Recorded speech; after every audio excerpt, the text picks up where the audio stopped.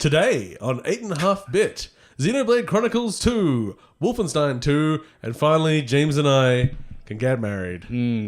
Love wins. Love wins. Way to politicize it. Jesus. So preachy.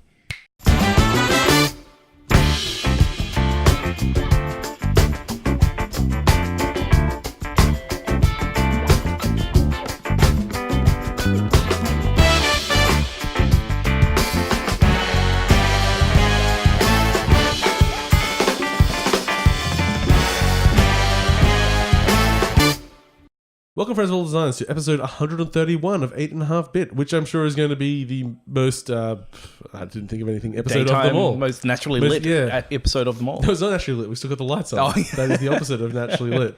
We're fighting natural Yeah, light. we want to kill the sun. Yes. My strobes are very good at killing the sun, actually. We had to turn them down in daylight. Ooh, but you got to stand close to them. You're not gonna light a group in natural light with it. Or can I? Maybe with enough. Yes, we could. People do it all the time. That's why it's an industry. It's a job, and you do it. So it's been a little bit over our promised normal 2 weeks, mainly because I've been out of state and life's been going on and everything. But I'm back now. You are back. And it's exciting. Good. And then I'm heading off next week. Yes. Well, yes. You're heading off to Malaysia. We won't see you for 3 years. Yeah, about that. Yeah, that's good. Especially when I'm detained for reasons. That'll be good.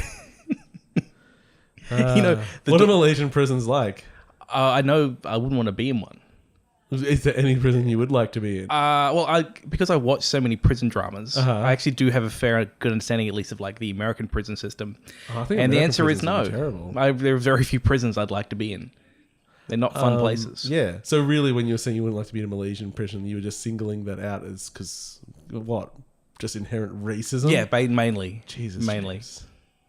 I don't know if corruption would make it easier to be in prison or worse. I think I'd be terrible. I'm terrible at dealing with corrupt individuals. The very idea that there's places in the world where bribery is just part of it. Yeah. I mean, I'm bad with tipping. So a tip where they're not allowed to explicitly ask you or anything makes it even rougher. They don't write it on the check to say how much they want their bribe to be. I've had friends that, they've gone, and I won't bother politicizing anything, but they've gone places and it's like, to get off the tarmac, you have to pay a bribe. Yeah. And it's just, you just, you bring the money with you. It's just like, but what if I didn't know to bring the money? Yeah. Because I'm bad at this. I don't know how to bribe. I've been like, so, would you like a bribe? just throw money at people and hope for the best. I'm very bad at that kind of... it's kind of like the black, not arts... subterfuge? Yeah, or subterfuge. I mean, even the old people always would think that for some reason, thought I was big into drugs. I'm like, I don't know how to acquire drugs. I just feel nervous asking somebody. It's like, oh, excuse me, sir. Like, people would come up to me at like music festivals because I'd be wearing like a Laser Cat t-shirt, and they think you're the guy. They think I'm the dealer. Yeah. And I was like, man, I wouldn't have the confidence to go up and to approach someone that looked like a drug dealer and ask for drugs. If that could hurt me. I had a guy ask me where to get needles one time. Oh, did you just say at the pharmacy because that's where you should acquire needles? No, I said, I don't know. Maybe you could ask at the hospital. I had no idea. Yes. The hospital, the hospital pharmacy, yes. Yeah. Just go to a pharmacy thing. They sell them. I don't know. It's just a product. I don't know the policy on offering free clean needles. I don't know if that happens at all. Diabetics get free needles. I don't know if they're free to other people. I don't know. But I tried to give advice, but I was arguing like I had nothing to offer. Don't offer much other than I don't know. Maybe perhaps a medical professional. Yeah, that's it. That's all I got. That's all I got. And you can straight up go like, it's for drugs. Yeah, the price doesn't change. It's still like, well, thank you, sir. I have heard the 12 gauge is great for heroin. But. Man, 12 gauge is also a gun. I had a fantastic rant from Cheryl the other day. After like a doctor rant. Yes. Highlighting just how few shits they give about you in terms of like your life. Yes. Yeah. Like there is no judgment. Like she was saying the best patient she had in the day was one that came up with like, I do this drug and I do this drug and I do it this way and I do this. Yeah. And it's like, thank you.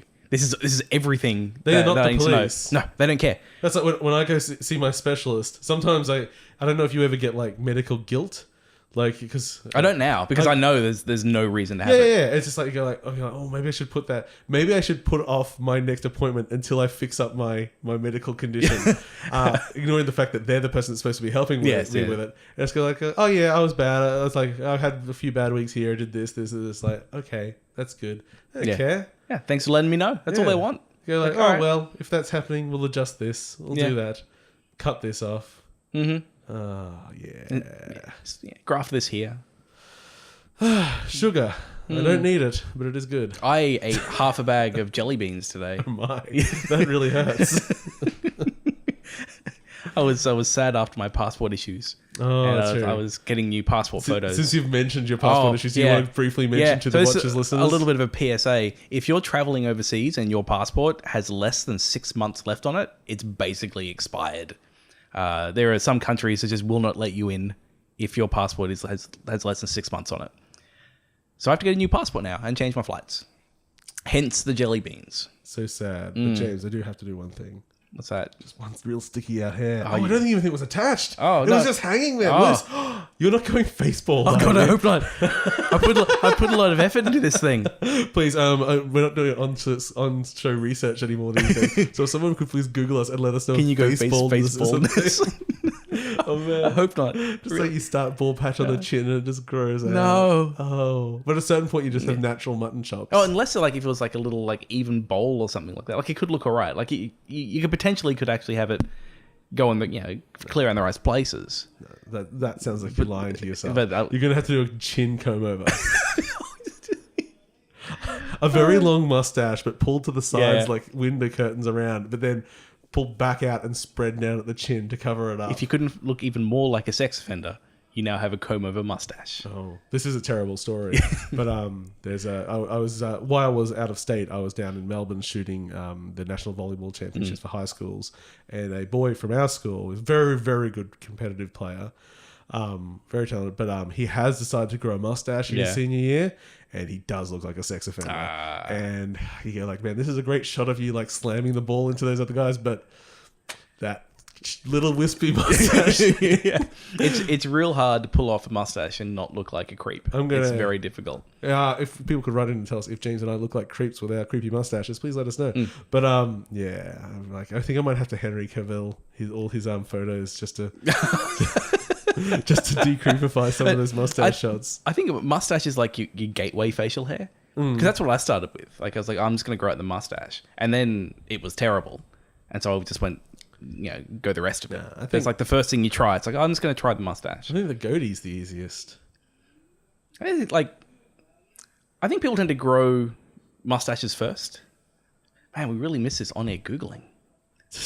What do you think is actually like science and like what grows first? Yeah, I reckon they would be. I got a hot take for you, James. Yeah. It all grows at the same fucking rate. It's just that a mustache looks like a mustache first. That makes sense. Yeah. It does make sense. Yeah. It's just all together. It's all just pubes on your face. It is. Oh, that's episode title idea, pubes on your face. There's a hashtag. Okay. So I guess we could move into video games because we actually do have quite a lot of things to talk about. I have, before we get into specific video games, I have rejoined the PC Master Race. Oh. I have got myself... you can just see from my eyes looking at the microphone slightly that it needed. So I'm just going to tilt it up Thanks, buddy. Slightly. Yeah. There we go. Yeah. So I've bought myself a new computer. So I've been running off Does the keyboard have a number pad? Yes. Oh, sounds good. And it's been a long time since I've had a good computer. I've been running on a gaming laptop for a long time. It feels nice. It feels real good being back in that PC Master Race throne. We've got all sorts of things. I on my trip, I helped someone install Steam on their work laptop because they really needed to get their addiction in. And guess what? This I think he's 28 to 30-year-old male. What his go-to game was. I was very excited about this. I mean, me asking this does indicate that it's something slightly off. Yeah, like Giants. No, not quite that. Scribblenauts. Oh, okay. That's his go-to. I was just like absolutely no judgment on that. I'm just love it. Yeah. Go for it. Scribblenauts was a great game. It is. I don't think they're because Scribblenauts sort of disappeared after a while. I was just wondering if you could no, I need somehow to put mash this up I don't want that PUBG vibrating. and Scribblenauts. Like, and what that game would be. If Where we- you have like 100 people. Yeah, but yeah. each word can only be used once. Maybe you mine adjectives or something like that. People drop their adjectives. I do like that as a concept, actually. That could be lots of things. That idea, is it worthless, Paul? Yes. Currently, in its current state, the idea is 100% worthless. But one day, Yeah. who knows? Maybe. PUBG Scribblenauts. Yeah. PUBG. PUBG. What's the other, what they call Punk Bat. PUBG and Punk Bat. And Punk Bat? Yeah, because It's another player unknown, so PUNK for Yeah. player unknown. Battle Royale, so BOT. Oh, okay, yeah. It's like, that one seems hard. But PUBG's also stupid. They're all bad. It's actually funny, because, just Battlegrounds is a terrible name, so you actually do need the extra bits You to need the it player unknown to at the make it in beginning. there. Yeah. Oh, actually, I mean, this is so far out of it, but just since we're just mentioning it, there's a game that we're going to mention briefly later called A Fade to Silence. Fucking terrible name. You know how many times I had to look it up again in order to get it on the list? It's like, it's almost a Horizon Zero Dawn. Yeah. At least we got used to that one. Strafe took me a long time to get the... Just think of my head around. Strife and then change to it. an No, A. but I would just keep thinking Strafe instead of Strafe. Okay, so last week, it was my birthday, and I said, I'm going to get myself Xenoblade Chronicles 2. Yes. And I'm going on this trip where I'm a photographer, so I don't really have anything to do a lot of the time. I'm going to take my Switch, I'm going to have a wonderful time. So I get Xenoblade Chronicles 2. Yep. Load it up. Okay, sort of do the intro. This is all right. I don't know, like an hour into the game. And okay, well, off I go. I'm going to play this content You're gonna heavy have so much JRPG fun on that for trip. a week straight of just like rubbish. Left the Switch at home. Yep. I said, oh, fuck. I have like no meaningful impressions of this game. Yep. So, okay, well, I guess I'll just quickly try to play through. Because I played through like the initial, like, okay, here we go. We're off on our adventure now. Yep. Great. Okay, well, I guess I'll at least put like another hour or two into the adventure. Did you know you got to manually save in that game? Oh, no. So even that first hour I put in, It didn't count. But that said, it's actually a game that, unlike a lot of JRPGs, you can skip everything. Okay. So you can just. So I think for me to get back to that hour of just like following tutorials and everything, I think it took me 10 minutes. It's like, oh, okay, I'm back in, and I played a little bit further then. Xenoblade Chronicles 2, for all of my comments, which are primarily worthless at the moment, because it is a 40 to 80 hour long game, and I have played. Have you got to any like combat or anything in it? Oh, yes, but it's so basic at this point that you cannot die because you auto fight in combat, and the things I'm fighting at the moment have less health than my attacks do. Therefore, safe forever. Yeah, that'll never change. Yeah. No, it'll always be that easy the whole way. No, so far it's I've discovered that I think the English voice acting is terrible. I have heard the English, and I agree with you. Yes. And so have you got the Japanese yet? Yes. Yeah. Because you can just go download it for free, the DLC pack. It actually just seems a lot more lively. As I said, I don't speak Japanese, so they could be terrible also, but I've got that level of not knowing, so it works for me. And most of the text in the game is still text, not spoken anyway, so it doesn't really matter. The main character was a bit grating, I found. And even the characters I did like when I heard the Japanese versions, as I said, they're just a lot more lively. And the lip sync isn't lip sync to English, but it's lip sync to Japanese. What do you think about the pants of the main character? I think they're awesome. You like those pants? Yeah, well, you got to remember when I go skiing, my pants have just big zippers in them, so I can get as much air as possible around my groin. Same with my jacket, actually, so I can have the armpit vents as well, because I don't like to be hot. Yes, I like to be cool, and let's face it, Xenoblade Chronicles 2's pants, they're designed for breezy. a man that wants a breezy crotch. They're breezy. Yeah, and that's my review: breezy crotch out of pants. Other than that, like it's a JRPG, full JRPG. Like that's what you're there for, and it's kind of just we're looking at Nintendo's year all round. They've got several very content-heavy games out, AAA stuff, crossing a relatively wide variety of tastes, and like yeah, if you want a content-heavy JRPG, this is going to do it. I think coming into Christmas, the Switch is looking real good. Yeah. It's And so far, I got to say, Xenoblade Chronicles 2, the tutorializing is very friendly and not annoying. They don't just sit you down and give you like 5 minutes of text. You're like, okay, we're going to do this, then we'll have a little bit of story, then hey, now we're going to show you how to look at this menu. Okay, moving on. And the text and the tutorial text is very, very friendly. So it, like literally at one point it goes, oh wait, I forgot. Like the text just reads like, oh, I forgot to tell you about this button. Because Xenoblade is, at least the ones I've played, haven't been the simplest JRPGs. No. In fact, the original Xenoblade Chronicles really throws you in with like controlling a whole party quite quickly, and you know it's MMO style combat, but you control the whole party. So it's about they auto attack, but then you tell people to do certain special attacks, and they sync up with other people. So you might have someone positioned to knock down an enemy, and when they're in that position, someone else does their special effect to put on like a status effect, and that lets it. So it builds up to very, very complex stuff. And whilst I thought it was okay in Xenoblade Chronicles, the original one, and I didn't play RX, I never got it. But yeah, it did quickly get a little overwhelming. From what I hear with this one, the pace continues pretty strong in the tutorials.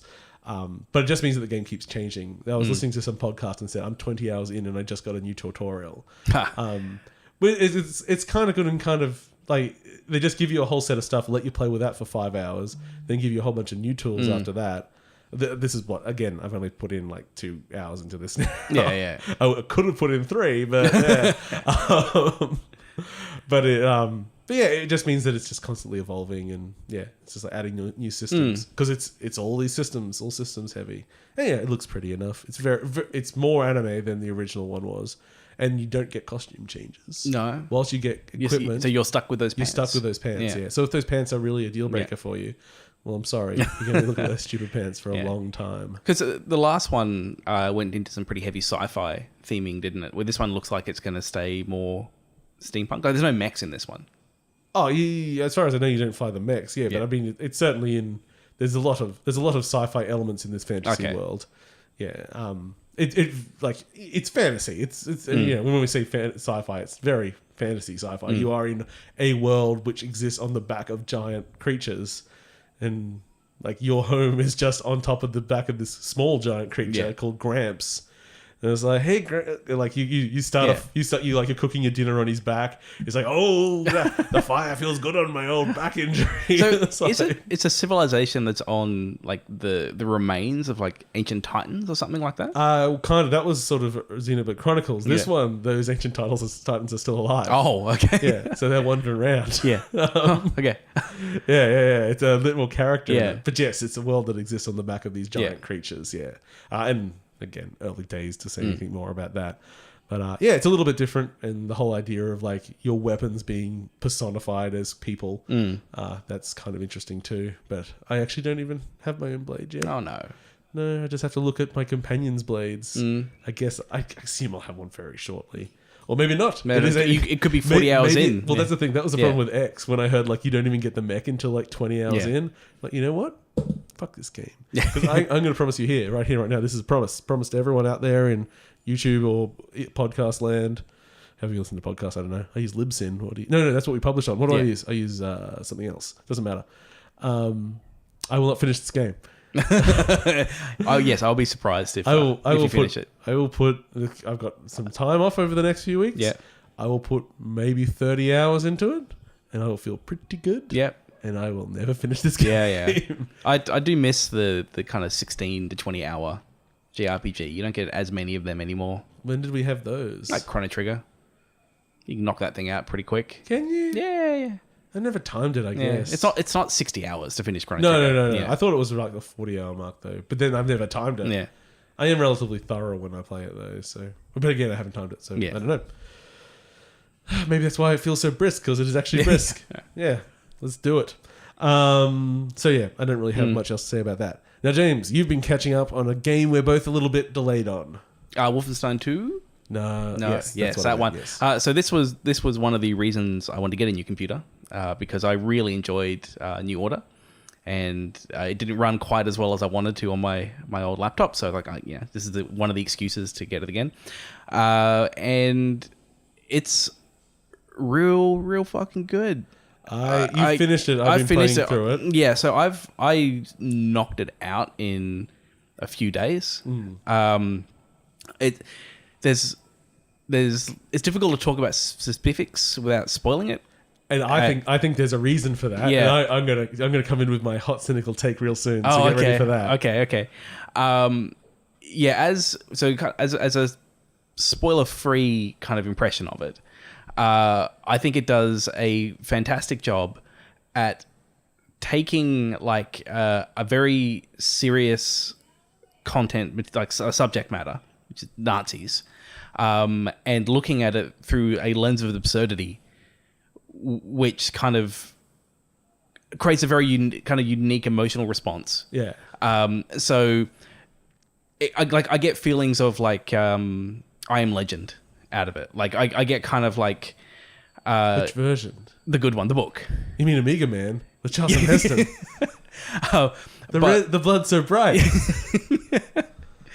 So thematically, there's something about it which really resonates with me through and through.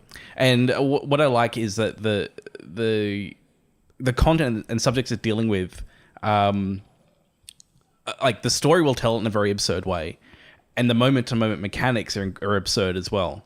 And so it just sort of, it's one of those games where what's going on is supporting, like the elements individually supporting one another. And yeah, it makes for, I think the kind of experience that only games can give. So it's one of those games I've played where like, this is a movie would not be the same thing. This is a book wouldn't be the same thing. But as a game, it's a very unique experience. So here comes the hot cynical take. Okay, yeah. So Wolfenstein 2, and the thing is, I'm sort of retrospectively going back to, well, are we calling it 2 or are we calling it like 9? I can't remember. It's the new Colossus. Yeah, the soft reboot sequel. Well, even then, it's the 4th game in that series. Yeah. It's got one game made by a different developer, then the original, then a prequel, and then this one. Yeah. So even then, it's the 3rd one in a canonical series and one spin-off. God damn this numbering system. Anyway, so is an absolute wonderful series of cutscenes, unfortunately interjected by very...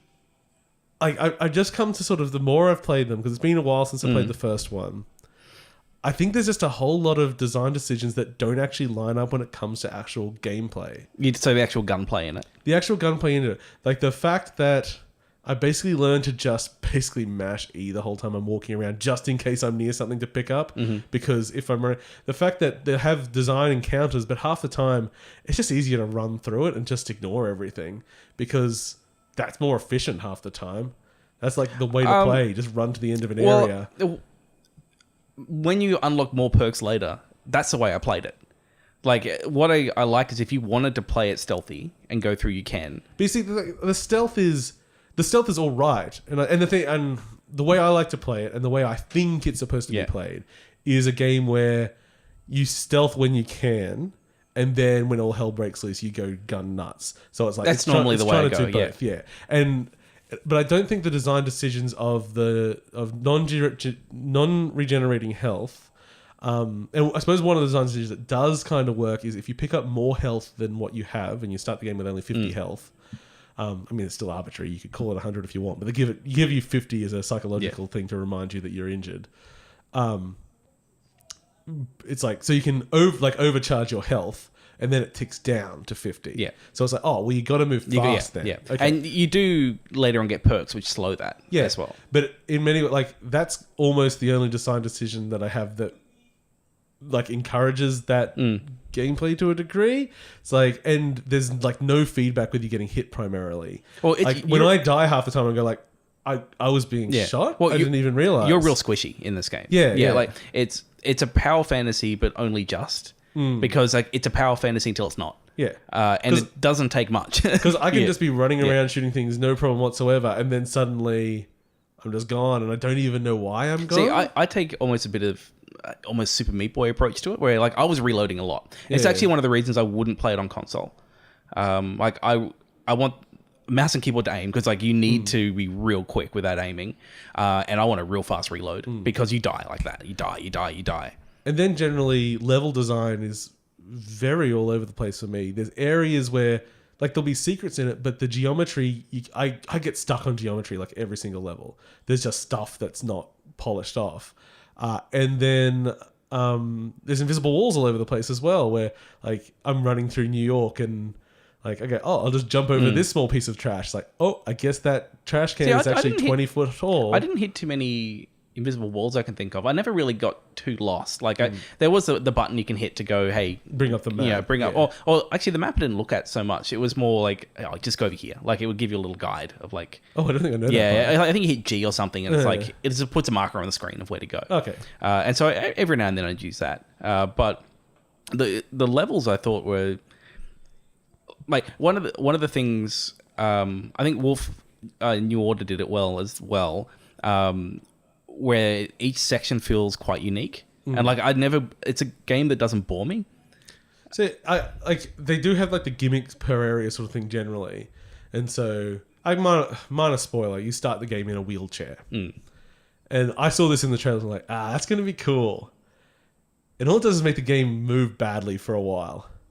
It didn't really. See, I love the wheelchair because I want to be like things where you like. Almost become like on rails at points where you're like you're wheeling out of control and you just have to shoot things and like you roll downstairs and hit zombies and shit like that. And there was zombies, Nazis. They're very interchangeable. None of them are human. It just didn't seem to actually. The only thing it was useful was to stop you going upstairs, and you just had weird wonky movements. Sometimes. For me, like what the favorite bit I had with the wheelchair thing was a level where I was in the first area, where I think you go down some stairs or something, you get stuck, and there's a little environmental puzzle to kind of move on, but the first thing you see is a ladder, and so it's like I was just like in this wheelchair, like just highlighting the fact that my mobility is shot. So it's like there's a ladder. I can't use the ladder, and I need to find some other way to kind of get around this. And this is just a case of like, hey, let's throw in extra ideas to a game that we have no. But I mean. If that wheelchair had gone into like real power fantasy and you just started strapping guns to it, and by the end of it you would just like this walk like I've got 20 guns strapped to this thing. Like that would have solved me better. But it was like I get the concept, and then I didn't think they made the game fun with it. It's like I ended up just playing it exactly the same, except my movement was a bit. Well, I think I felt a bit wonky. But then that's what the wheelchair was to me. It was like this is something which is meant to be a handicap, and it's going to make it a bit tougher. I don't think it made it tougher. I just think it made it not fun. I think it made it harder to get around. Like it made traversal. If anything, it was probably too easy to get around with that wheelchair. Like, yes. I would have liked them to make it. Yeah, that's the thing. It's like they didn't make it a fun fantasy, and they also didn't make it a challenge. They didn't go full wheelchair. Yeah. I feel like there's just a little of that. They don't go full on. And when it comes to like combat design and everything, the placement I sometimes have issues with, but that's just me being picky. But I just had an encounter where I was being chased by a giant robot. I didn't know it was chasing me because I never saw it. I saw it for a second and I'm like, I'm going to go this way. I'm going to sneak behind it. Then I realized it's supposed to be chasing me at some point. And then I'm at the end of the level and it's saying like, hold E to leave the level. I'm like, but I didn't fight the giant robot. And I went back and I like took a few pot shots at it, and I've just realized what's the point. I think I know the robot you're talking about. Because normally if I saw a big thing to kill, I'd stop and kill it. But every now and then there was one thing that's like, I'm pretty sure I can just run around you. Yeah, but it wasn't presented me as it wasn't a challenge or a threat. It was just something in the level. I'm like, this wasn't a memorable, interesting experience. This was just a thing that happened to be there. Something you mentioned before, like that you felt like you could just run through things and go around it, which is sort of what this is about. I actually didn't find that. Like I found when I went, because there was some bits I hit which were pretty hard, and then the moment I went, fuck it, I'm just going to try and run through it, I just die. And I was like, okay, no, I need to actually go, not totally clear out the area, but I have to think about how am I going to approach this, how am I going to get there. I'm just like, if a commander's like got his radio going, I'm like, nah, I'm just running. I'm just running to him and I'm stabbing him in the face. And sometimes I would. And then most of the time he's positioned next to the exit. Yeah. I'm like, all those guys are out there, but I could just leave. Yeah. Because normally once I took the commander out, I'd just move on. Like I wouldn't worry too much about going back. Sometimes I felt they were despawning, like the stragglers. If once I took out the commander. But I don't know. By the end of it, the gameplay I was having it's like the gameplay started tailoring itself around that. Or because it's a game where if you do certain things a certain way, you'll get stronger in that direction. And so the way I was playing it was running around 2 weapons most of the time. Yes, that is the game wants you to do. And so by then, like, you know, you're getting more ammo out of killing people. Your ammo capacity is going up. Your armor's regenerating when you're running. Like, it's doing all these things that are... Look, the armor regenerating would be good because I do feel like because of the design of it, non-regenerating health is a problem to a degree, because you can just often be in a position where it's just not fun. There's a couple of perks in there which will regenerate things eventually. Like, there's one where I think where if you're running, your health will come back up to a point, or regenerate, because I think it'll regenerate up to like 10, 20, 30 or something like that. So you'll always be, if you're down to 5, you'll always get like back up to 20 or something, like enough to kind of scrape by if you really need to. See, because that's where I think like on the stealth and then shit breaks out thing, that's where I sort of want a system almost like Doom when shit's gone out to keep me, something that keeps me going, something that like it's pick up, something that pushes me through, and it kind of has that, but you got to mash E. I think that's something. I would have, because I've heard that from different people, and I did that myself as well. Yeah, it's like just have it. You're going E. Yeah. Well, it does auto pick up a little bit. You just got to be right on top of it. Yeah, like there are times I've just be running and I see ammo get picked up. Okay, I'm like, okay, so clearly I'm. Yeah. But then it's like, but that didn't get picked up, so. And like you go to shelves, it's like you need your overcharge, so you're mashing E to try and get as much health as you can, so then you can kind of run out. Here we go. But then it's also because of the stealth thing of it. I sort of want like regen, but only when I'm in stealth out of sight, sort of thing. So it's like, okay, when you're being aggressive, it encourages you to be aggressive, but when you're being stealthy, you're doing short hits back out. I found that there was enough when I was being stealthy, when you had low health, there'd generally be enough health packs around. Yeah. So like, even though there wasn't regeneration, there was so many around. And that was like, that's I kind of would like not so many health packs around. It sort of seemed, as I said, it made a game where I just walk around mashing E the whole time. Yeah. And like, this is like, as I say, I'm being cynical taking this. It's like, in no way am I saying this is bad. This is still a very competent game, but compared to shooters, you know, compared to your Dooms, compared to actually, I don't have it on here. I was actually even playing Call of Duty World War II the other day. Oh yeah. Even then, it's like, I think it's tighter shooting. See, I think the reason I like the shooting so much in Wolf is it's such a unique shooting mechanic compared to other things I've played. Like, it's Doom. I never feel vulnerable. Yeah, like I feel like this is the power fantasy. I am the Doom guy. Yeah, and I'm killing lots of things. Where Wolfenstein, there's a fragility to, which is confusing because BJ's character in cutscenes is literally immortal. But early on in the game, he's super weak. He's really vulnerable. You especially think of the first one, the amount of times he just like is tied to a chair and then stabbed basically in the heart, and then he's fine. But they make, because. I mean, you kind of get like a power suit early on. Yeah. And that's what, like, underneath it, you're like frail as shit. That's that's the only thing. It's a fun concept. Yeah. And I actually really like that. Like, until the point where you have the suit, whenever they show him, like, he's really thin, his face is really hollow. It's like, well, he's been in a coma for 8 months. There's like not much of him. And then the moment like he's got the power suit on, it's like these huge bulky muscles come back, but you can see like the little spikes sticking out of the jacket he's had to cut through to kind of like get his jacket back over it. I really like that, that the combat, the shooting, I always felt like it was frantic and I was close to death. And I had to kind of keep going. And I can't think of too many other games that had that. Like it's a really weird power fantasy. It's a power fantasy, but it could not be won any second. Yeah. So it's I guess my overall takeaway so far, and you finished it. I'm 3 hours in or so, maybe 4. Is just that there is some much like the first one. It's full of great ideas, and the storytelling is great, and the characters are great. The story, the voice acting, all is great, is amazing. And I just kind of get bored in the gameplay sometimes and say like, I hope this level ends in the next room because I'd like to see the next cutscene, please. I understand that. I found by the time I got to the end of the level, I'd normally be like, okay, I want to see what happens next. Like, I'm kind of done with it. But the levels themselves are generally pretty short. Like it doesn't. Some of them feel like they drag on. Yeah, I some of them. I think maybe like later on more so. They might have started to feel a bit more condensed.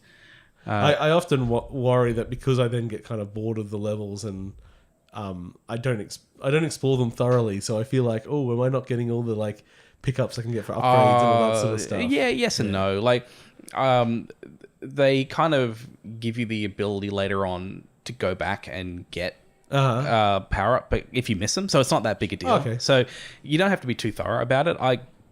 I wasn't very thorough. Like I didn't read too many of like the pickups, like the lore pickups and things like that, just because they're pretty wordy and like I felt like I was getting enough out of it. You're somewhat illiterate, isn't it? Yeah, that's that too. Yeah. Yeah, so I actually wouldn't have minded a few more audio logs. Yeah, that would have been pretty cool. Because where the game is the best, other than cutscenes, is just wandering around the world and overhearing conversations like this. Like, just what do you mean like this? Conversations just between NPCs and stuff, and they're both entertaining and informative, and it's really like Nolf. It is, yeah. And I actually think, because before I was playing it again, I was thinking how these guys would be great for rebooting Nolf.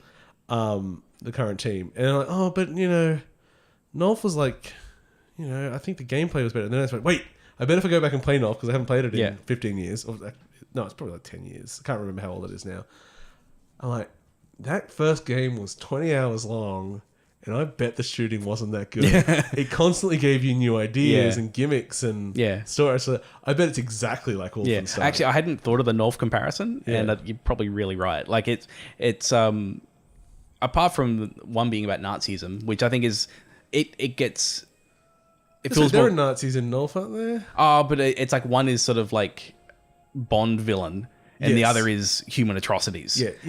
So because Nolf is based in the 60s, not in the 40s. Well, I mean, this is now in the 60s as well, but that's because Nazis did real good this time. Yeah. Nazis really picked their game up. Yeah, I love. It's not a spoiler. It's from the first one, but I really love that the reason the Nazis did really well is because of Jewish technology. It's so good. I think it's the only reason they did well. I keep wanting to describe BJ as the Uber Jew. He's like, well, the whole thing does feel like kind of MRA trolling, like or like kind of like alt-right trolling. Like it's that's only because the alt-righters start taking on Nazism. At first, it was like, who the safest people to pick on in the world are? Nazis. You really can't and go, now you've got an actual political ideology. So like, I think maybe those Nazis aren't that bad. No, they're cartoon villains. Yeah. But I think that's what makes them interesting to use in this, is because it's quite topical. Like, because of the current political climate around kind of alt-right and kind of the kind of resurgence of kind of fascist views. It's accidentally topical. Oh, yeah, it may be accidentally topical, but that doesn't mean the fact it's still not. Like, I think it adds more weight to what's going on. Like, just as a bit more of kind of like a real world. Nazis in America. Hey, we had Nazis in Melbourne when I was down there. Yeah? That Milo... that guy, yeah. Name is. He was talking literally down the road from us. Really? Same street. And there was a big protest. There would have been. And there were people with Trump and Nazi flags. I'm like, what are you even trying to represent here? Yeah. Because they were like, they were literally the supporters that came with those. It's like, wait, who's doing what? Yeah. But it really made getting the buses around difficult. We have some volleyball to play, goddammit. We don't have time for these political shenanigans.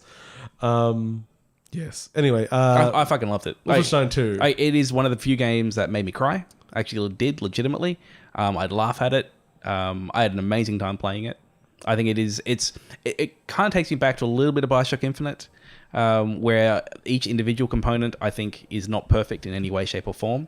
But for me, at least, the whole package worked real well. And I just smashed it out in a actually, weekend. Bioshock Infinite has the same problem of just hitting E on every... Pick up shit. Yeah. Just don't make me pick up shit. Fine. Whoever thinks, what's fun? Hit E. Well, it was probably X on Xbox. All they need to have was some kind of perk, which is vacuum. Yep. And I hit the thing and if I'm playing any sort of like collecting game and they have that's like the first perk I'll pick up. I'm like, probably coins out of my reach, and then I'll be able to get range. Yeah, I'll be able to get more goodies faster. Look, I really recommend it's like playing more of it. There'll at least, I'm not going to stop. Yeah, there's at least one particular point where if even by this stage you're like, nah. I know there's like at least 3 moments in the game which are just like holy shit things. Yeah. I assume they're all in cutscenes, but maybe not. No. Like there are moments where I had to. It was almost like Spec Ops: The Line, where like there'll be something that'll happen, and it's like I need to walk away. Like I actually need to take a bit of a break. So, who's alive in your playthrough? The Scottish guy. I because he's the one I kept alive. And I saved him in the first game, and just from things I've heard and everything, I said, you know what? Fuck it. I'm gonna see the other one because everyone seems to leave him alive. I'm gonna have the young guy alive because some of the scenes from the trailer are apparently on his storyline. Oh, okay. So I want to see that. It could be. Yeah, it could be interesting. Maybe I'm not going to go back and replay it. I'll probably just go watch YouTube to see the differences. That's kind of the problem with this whole setup. Because they have this choice at the beginning of the first game of who you're going to save, and that's really the only choice in any of the games.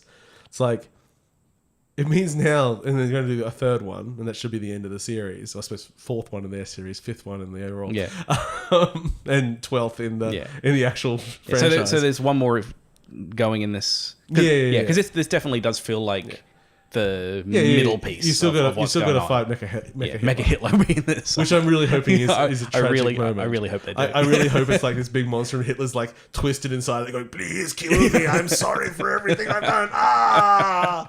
Like it's like, I'm sorry, Hitler. You could have saved us all. And where was I going with that? They've just got to do like this split timeline through the whole game for all of the games for a decision that really doesn't affect anything. But so it becomes like, are you going to replay the games to get these like, 5 minutes of content that's changed, or are you just going to watch it on YouTube? I'm just going to watch it on YouTube. Yeah. So the best feature they've added, like they just took this thing to an 11, was it when you get to the end of a level, it's hold down E to exit level. Yes. So that was a huge problem I had with the first one, where you would always accidentally leave the level. That's my favorite feature they added. The amount of times I'm holding it down, I went, you know what? I'm just going to check. Yeah. Check if I missed anything important. Yeah. And then I go like, oh no, I'm sick of it. I'm moving on. I want to see the cutscene. Yeah. Cutscenes. Love them. Okay. Shall we go through a little bit of news? Mm-hmm. Okay, this is non-VGA news because there's a whole lot of VGA news. So we'll just do that. There's a new amiibo coming out. Yeah, which was it? It's cereal. What? Nintendo is releasing a cereal. I can't remember if it's like Amiibo Puffs. No, it's a Super Mario cereal. It's got little marshmallows and stuff in it, but the box is an amiibo. Really? Yeah. That's amazing. I'll get that. Yeah. It's going to go up there like in a box. I'll put it in my wall of amiibo bullshit. And I've got some cereal that I'll never eat. That's so genius. Sugar. That's so genius. So stupid. I'm going to buy the shit out of that. It just works like a generic amiibo in like Super Mario Odyssey. It's like, here's 2 coins. Like, great. That's so good. I want to get it into Smash Bros.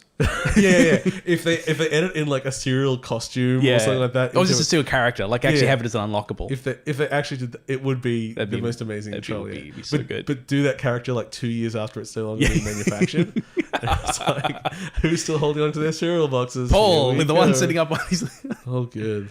Yeah. Okay. Oh man, this news is from a little bit a while ago. Just a quick note that Stardew Valley has added actual video capture support on the Switch. Because it's the first third party to do that. Mm-hmm. But more of note, they improved the save times. Oh, good. That's the big problem with that game. I want some multiplayer in there too. That should be coming. Yeah, meant to be there soon. I don't know the timeline of it. Assassin's Creed Origins on the PC, at last count, had been out for a month and still hasn't been pirated. I wonder how they did that. Is it always online? Either. No. I mean, no more than the other stuff. So I think you can play it offline. But it's either very good copy protection or lack of interest. Oh, come on. We know it's good copy protection. People will collect this shit. Yeah. They love it. They love it. They'll crack anything. Yeah.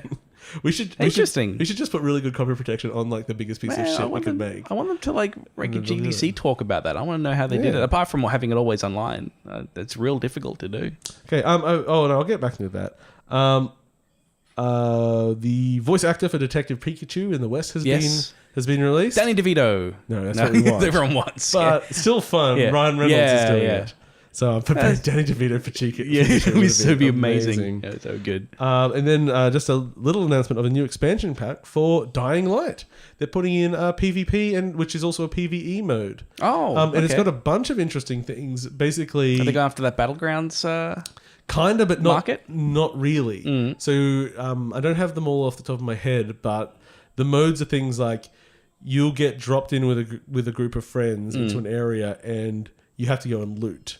So that's there, but you can also attack each other and get the loot and everything. But then variations of that are you're actually in an area and you need to get out, but to get a ticket takes a certain amount of loot.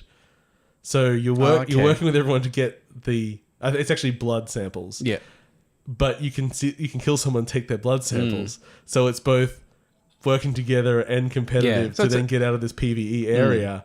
And like all the game modes seem to be variations on those sort of ideas. So a little bit of Battlegrounds, but a little bit of like fighting for yourself, but it's like cooperative fighting. Yeah. But fighting for each other, fighting for yourselves. Yeah, you can either have like like getting lots of seats, and you've got to have enough for everyone, or the helicopter will leave. But if you don't have enough for everyone, well, sorry, Johnny. Now we've got enough. Here we go. So yeah, I think it sounds really good. And Dying Light's kind of amazing because I think it's 2 years old now. Yeah, they've been supporting that one for a while. That, and then with the following, like the game is huge, and they keep rolling more content into it. I feel like I should, now that I got a decent PC, I should give it another go. Yeah, I mean, like it was Dead Island done right. Keep going. Yeah, that's all right. That's sort of the weight symbol you gave me. No.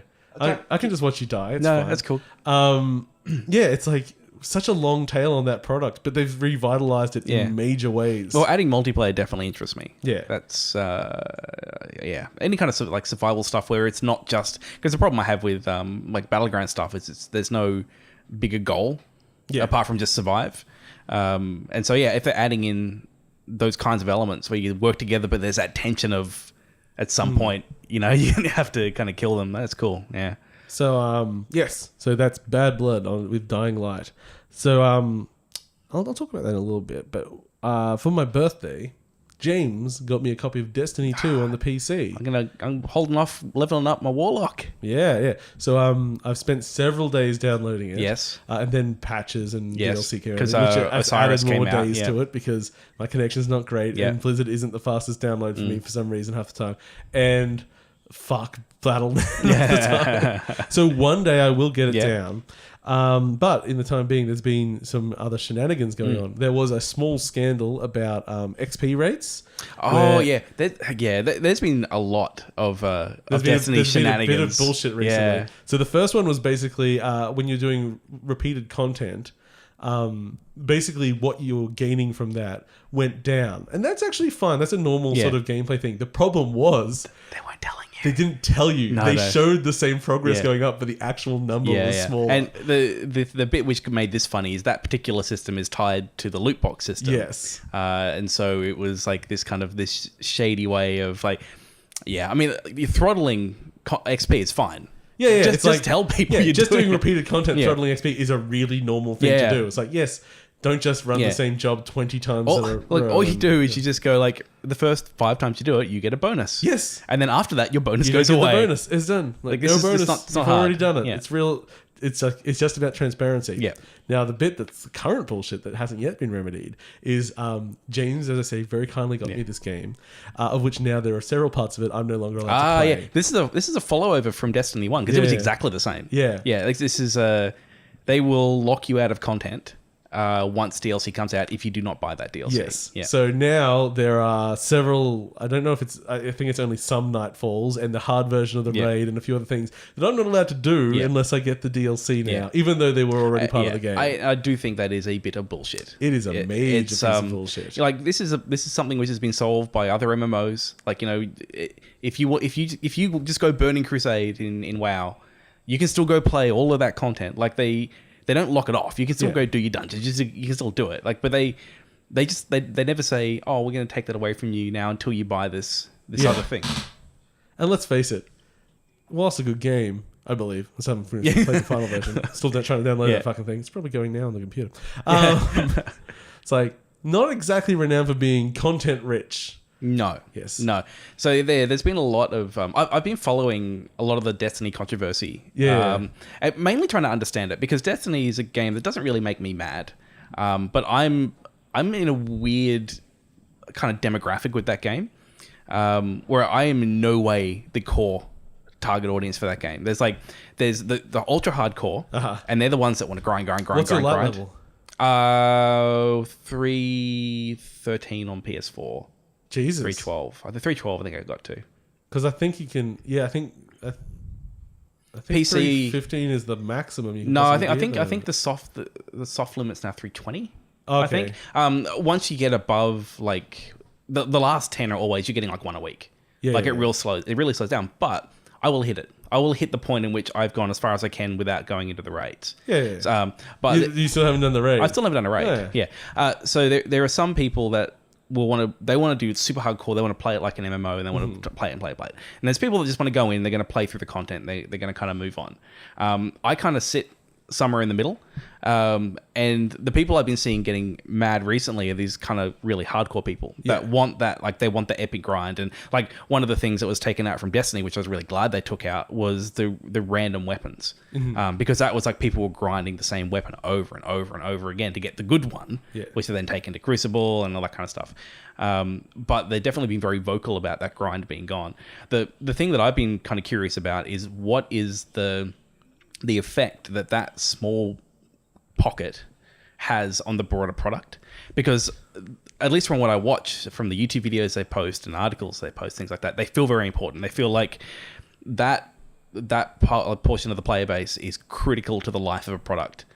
And I'm actually not sure how true that is. It could be true or it could not. I'm not sure. Like how important it might affect some of the rhetoric in the more online focused side of gaming, but yes, I think overall it doesn't have much effect. No, because I'm perfectly happy with the state of Destiny. Yeah. Like, to me, I can play it, and I know I will grind some. I'll probably put just say 40 hours into it. Like, say this new expansion.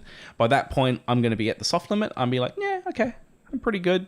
And then eventually the new DLC will come out, and I'll jump into that. Yeah. But there's going to be people that are going to get to that 40-hour mark, and they're like, no, I want to do another 400 hours on top of that. And there isn't really much there for them at the moment. They're taking some stuff to get more in, but it's still not that much there. But I've just been noticing how that particular group has a very high sense of importance. Yeah. In the kind of the bigger... And it's funny because it's like, I think Destiny is, bang for your buck wise, it's fine. It's like, yes, you get it, you play through the content, you wait for the next content, you keep playing it. But they also do try to court that other audience. Yeah. And they do like to say, hey, this is your... It's an MMO. This is your WoW. And it's not. There is... Because I've been playing WoW as well. I've been going back playing through Legion. And there is so much to do in that game. It's phenomenal. It's a game which has been around for what, Can you still play Bejeweled? Maybe. Probably somewhere. The quest is that's the only bit that's ever interested me. There was Plants vs Zombies is a quest somewhere. Oh, good. You can go do that. There is content for 4. Yeah, and then you can get Pokemon's still there. You can go do all that stuff. There's a lot there. I forgot what I was saying about Destiny. Oh yeah, I've been liking it. The bit of controversy, the most recent one is the Prometheus lens. Yeah, have you heard about this one? No. So it's a weapon which is on the record of saying it's bugged. And you take that thing into PvP and it will kill you in about 2 seconds. It's just ridiculously overpowered. I've seen this thing come in and wipe out my whole team. Just like it's a laser that comes through and kills it. So this thing is just breaking PvP. There has still been no patch, but there was kind of a fix today. Because every weekend there's this one character called Xur who appears and he sells exotics. He's selling the weapon. So the solution, as far as I can tell, give it to everyone. Is this thing's broken. Everyone have one. I don't. What I just don't understand is nerfing something seems very easy. Well, this is to me is telling of what Bungie would be like. It must be like as a company. There must be so much red tape. You compare it to something like Fortnite, right? Fortnite, because of early access, if something comes in and it's broken, they're like, fix, patch done. Yeah, probably someone just goes like, oh, that seems a little bit off the moment. Let's just change the number. Oh, 20% less? Yeah, okay, done. That's fixed. People complaining less. Happy. Seems all right. Where I reckon this Prometheus lens weapon is probably going to be there for another couple of weeks. And the game has just been kind of a broken state. Here's my more cynical question on that. Yeah. So, because I don't know how the microtransaction system works in it, can you use microtransaction money to purchase that weapon? No, you can't. You can't get gear to sell or anything like that. What are the microtransactions in the game for? All cosmetic, except for mods. Okay, but mods, they're neither here nor there. Cool. Like you can buy them super easy. Yeah. If there was an exploit weapon and you could pay money for it, that would have been like terrible. But that's fine then. When you break down a purchased item, you just get this other currency. Oh, okay. So it's like this secondary currency which you use for cosmetics. How many currencies are there in Destiny 2? Please be higher than 13. Well, if you count each individual token type, it would be probably higher than 13. There's a lot of tokens. But in terms of core currencies, there's basically your glimmer, which is your gold, your legendary... All the glimmers isn't gold. Your legendary shards, which are what you use to get like the exotics you want, and then glimmer dust, which is the stuff you break down from Eververse loot boxes. Oh. Okay, I'm done with that. Yeah. That was Destiny 2. Yeah. The Destiny 2 hour. Oh man, I hope you just there's something about when you play Destiny 2 that just gets into your monkey brain. Oh, hey, I'm going to go on record here.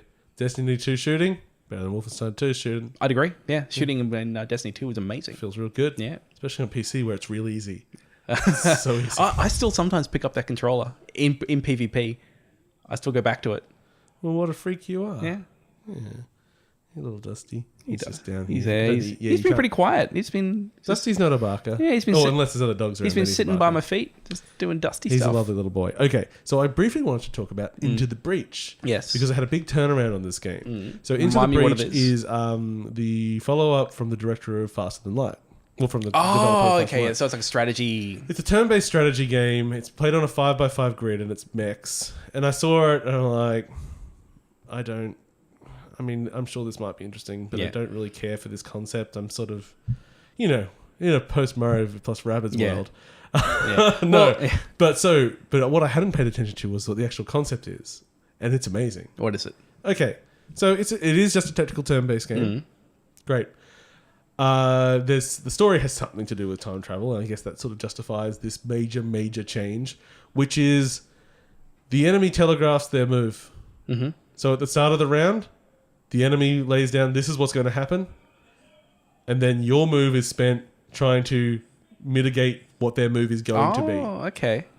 So there's never any question about what they are going to do. So that just gets rid of all the bullshit randomness. Yes. And now it's a puzzle game. I need to figure out, that sounds real fucking good. But it's still generated and everything. So you feel it's a puzzle, but it's just a real just a real part. And they've got there's so many status effecty things and different, because you bring down lots of troops. One's a fire troop, and they can set everything on fire, and they do slow over time damage. So you get swarmed, but everything's on fire, including tiles and shit like that. And your job is your mechs don't count really. It's just protecting the buildings because they're the last survivors of humanity. Yeah. So the health is the buildings. It's like the map is the health. Yeah, the map is the health. Okay. The enemy's moves are telegraphed before you even start your move. It's okay. This is that sounds interesting. As soon as it was described, we were like, this is game. This is like Game of the Year 2019. This is okay. No, that sounds that sounds good. Well, 2018. It's only 17 at the moment, isn't it? Yeah, because it'll be out next year. Yeah, I was like, wow, Into the Breach, you went from me not caring to me just I hadn't given you the time of day. This sounds kind of incredible.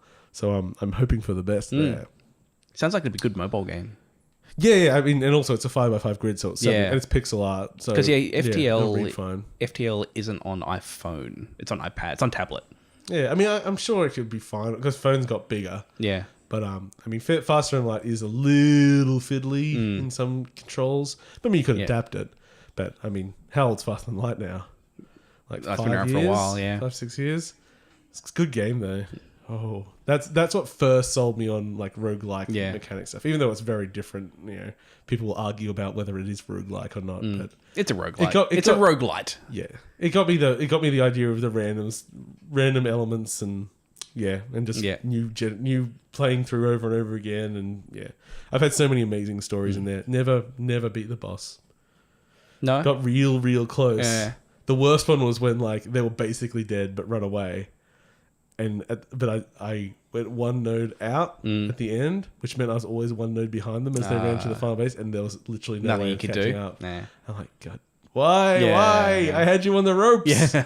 I literally couldn't lose another fight. That's why you start again. Yeah, do it again, and I never actually beat it. Yeah. Now people are going like, Paul sucks so much. Yeah. Beating that boss is so easy. Like, no, not for me. I was terrible.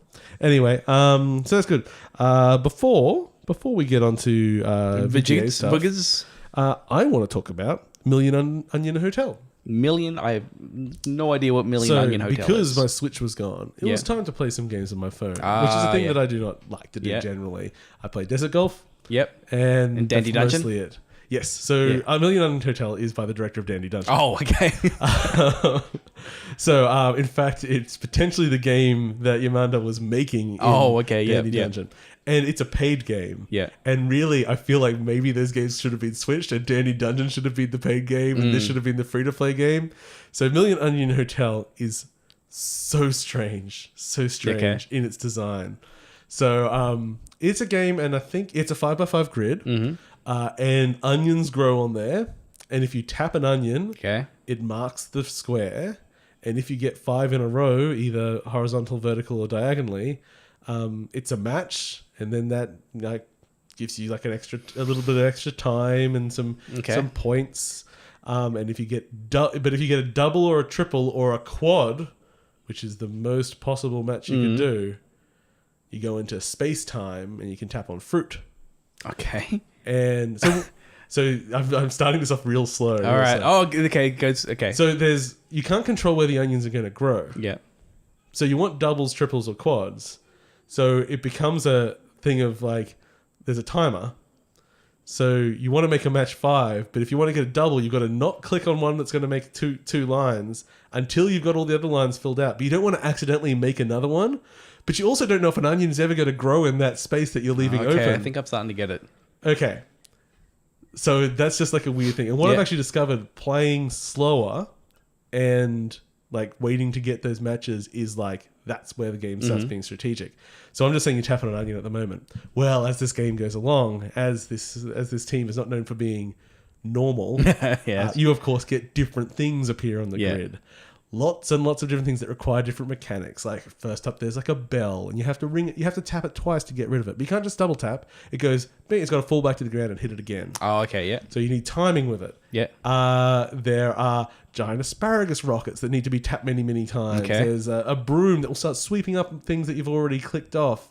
There are smiley happy balls that roll around, and so you can pick the square they go off on. There are boss battles. There are like where you're shooting onions at them and making matches to get onions with with spears, and you're throwing them at them, and you're going into that subspace. You're trying to keep subspace going so you can get all the fruit, because the fruit's where the real points are. And you're going, and the thing is this like a game you play for a session and then start again, or it's like an ongoing? Okay. Yes, play for a session, start again. You die when the timer runs out. And if you get hurt, that takes time off your timer, and it's fast. So you are like, it was one of the things I played, like, I don't know, 5 matches or something, and I look at the stats because you get a whole bunch of story cards that are unlocked by doing certain things. It's like tap on 4,000 onions. I'm like, geez, where? It's like, I've got 3,500 onions so far. I'm like, fuck me. Here's the other thing, mobile game. How long's a session, James? I want about a minute and a half. 10 to 15 minutes. Oh no. And I'm only halfway through the game in my runs now. No, it's more than a poop. It is. You can stop it. If you do exit, it will start up again at the same point. But the thing is, it's a frantic game. Yeah. So stopping it is actually taking a risk sometimes. But there's story beats where, like, there's straight up a sex scene in this game. And a scene about soup. And a scene where the mafia is attacking and shit, and it gets weird from there. Oh god, that's an amazing orgy scene actually. And it's all getting thrown at you, really. And the sound is as good as Dandy Dungeon. Yeah, it's like you play this with noise on. I want to see if this is on iOS. Yes, it's definitely on iOS. All right, so what's it called? Million Onion Hotel. Million Onion Hotel. It is wild genius, but it's also like things like the session length and the franticness that you need to play. Like, I am tapping my phone the whole time I'm playing, and I'm just like, I don't know if this This has got so many design things which are bad design. It's a $6 game too. Yeah, it's not a nothing game. All right, let's see this. Oh, jeez. It's like you could just play it on my phone, but fine, go ahead. No, I'm going on a plane. It'll give me something to do on the plane. Oh, man, it is interesting. And one of the things is like you start looking through the cards, so you start seeing what's needed to unlock them. So that starts giving you mini challenges you go through, which then in turn will start realizing that that's a potential strategy, and you'll start using that strategy from then on.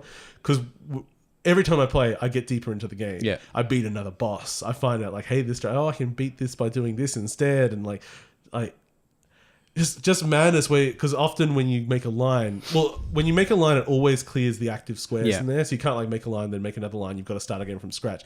But it often clears the items out as well. So later in the game, they're just like dropping bombs, and then they're just like, you know what, entire screen of bombs. So you've got to not panic. You've got to not panic and just quickly do an entire line. Yeah. And then all the other bombs will go, but they're all about to explode, and you're freaking out. No, tap everything.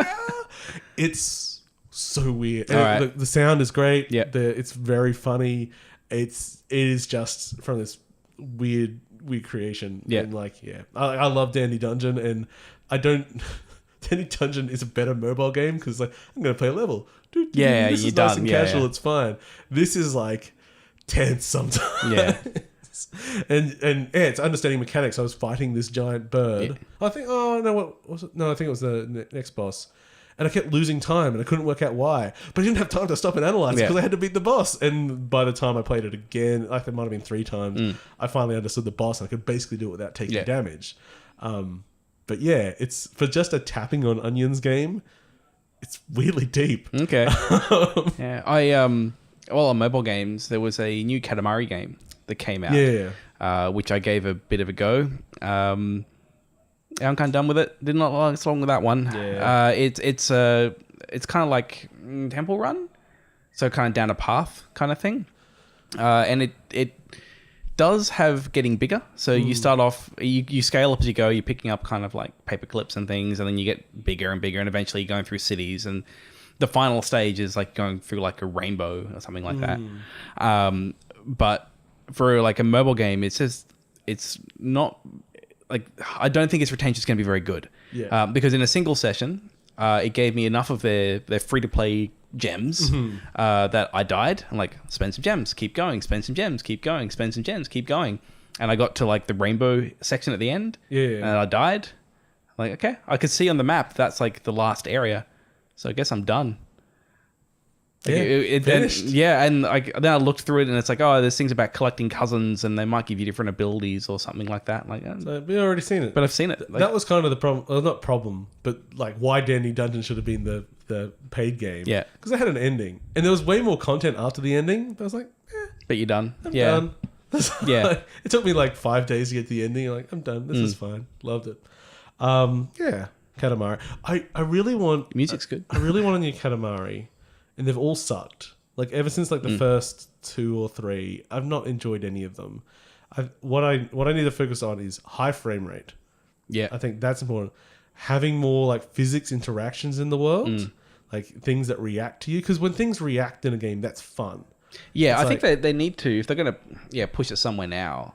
It's a very static world. Like it's very everything's moving around with like almost like a linear way. Like and like that was super fun when it came out, but now it's kind of rote, and we've been there, done that. And other than like, hey, it's fun to revisit, I sort of get bored of it quickly. And you would think with the processing power that we have now, you could get some pretty good physics simulation going on with a lot of stuff. Oh man, you know what I was thinking of? Oh no, it's too much of a spoiler. A certain platformer from last year, its finale. Oh, it's still too much of a spoiler to talk about. No, I can't. Anyway, I would like. I just like someone to take that because it was so fun originally. And things like, and while I want physics interactions, it's also got to be smooth. Like so many of them I play now, when someone tries to make a Katamari, I mean, it's still quite old itself, but like the end of the world and stuff like that, or something like that. Have a good end of the world or something. It was on PC yeah. But like. You just like the movement is very stiff itself, and you sort of get caught in things quite a lot. Like it needs a better camera, it needs better motion, but it also needs the world to react to you more. Oh man, but so fun. I always remember, I can't remember if it was the first or second game, that race car level. it was like an island with race cars going around it, and you just sit on the track, and all the race cars would just run into you. And it was great. For me, I always remember the house. Oh yeah. Like just that going from that small contained area to like getting into the living room, and then you're outside, like just that sense of scale. You know what they need to use? They need to use the technology behind NAC. Moving on from that. Cool. So let us talk about the video game awards. Yes. So first up, let's actually talk about what won, I guess. Okay. So game of the year went to Legend of Zelda Breath of the Wild. Can't argue with that. Now, I'm going to go on a limb here and say that our game of the year will be Legend of Zelda Breath of the Wild. Oh, I'm going to say like I really enjoyed Wolf 2. Yeah, but I'm not going to back you up on that. like personalist, like you're absolutely right, because after playing Wolf 2, I'm like, I fucking love that game. That was a really important game to me. Yeah. But then when I think back of like what else was out this year? Oh, Zelda. Yeah, and Zelda is like the game where which is now a joke for the show, but we started using the post Breath of the Wild world we're in as a concept because it was evolutionary. Yeah. Well, it changed the way it's a seminal game. Or no, Watershed. I think it's the one. Like a watershed moment for like open world games. Yeah. Like now, if I go play Assassin's Creed now, I'm going to be comparing it to Zelda. And the thing is, on paper, there's nothing really new in Zelda. It's like, other than just the very specific mechanics, like it's all sort of like systems that we've seen somewhere done before, but just in the way that it's been actually implemented, it just took it to a different level and everything. And actually, I suppose we just mentioned a bit of news with that as well. At the same time, they had the announcement of when the Ballad of the Guardians, or is it the Guardians Ballad or something? Yeah, something. Ballad of the Champions. Champions, that's right. When they had a little trailer to announce the release date, and the release date was right then. Yep. So I quickly went, and I actually hadn't bought any of the DLC, so I went and bought the expansion pass, loaded it up, got in there, and I suppose what's really good about buying it all at once, I start up the game and it just says like, if you go back to the shrine, you can start this, if you can do that, and then it just started adding missions, and I think I put the Switch down, and I think it took 2 or 3 minutes of just going like, this is now available, this is now available, this is now available. So it made me like, this timing of being just before Christmas means that everyone that like got on Switch early now has a reason to go back and to talk about Zelda again, to make everyone excited about Zelda again. And the people that jump in now have an already amazing game with all this extra more content stuff in it that's just added to it. And honestly here, I never finished Zelda because for some reason I get like a finishing things anxiety. Like I did all the Divine Beasts and then I never went and fought Ganon because I was just going around doing other things. The Ballad of the Champions starts after you defeat all 4 divine beasts. Oh, so I am at the exact point where you can play this content. Okay. And it just gives you messages like, you might want to go back to where it all started. You can do this, Link. Like, great, fantastic. Yeah. I'm ready to just jump back into it. I haven't played enough of it to have much impressions yet, but it starts you off with this quest. You've got a weapon which one hit kills everything, but requires a recharge between each use, and you've just but you also can only take one hit. Oh, okay. So you've got to go out and you've just got to do a series of trials at the moment, and then I don't know what's going to happen after that. It's the taming of the divine beasts you're doing at the moment. So I don't know how big it will be, but there seems to be a lot of other content included. So it's cool. And I should see what my Guardian amiibos do. Yeah, you should. Get up there. Those expensive bitches. Yeah. I love them though. They're real nice, buddy. Yeah, man. Effectively, I've spent like $200 on this game.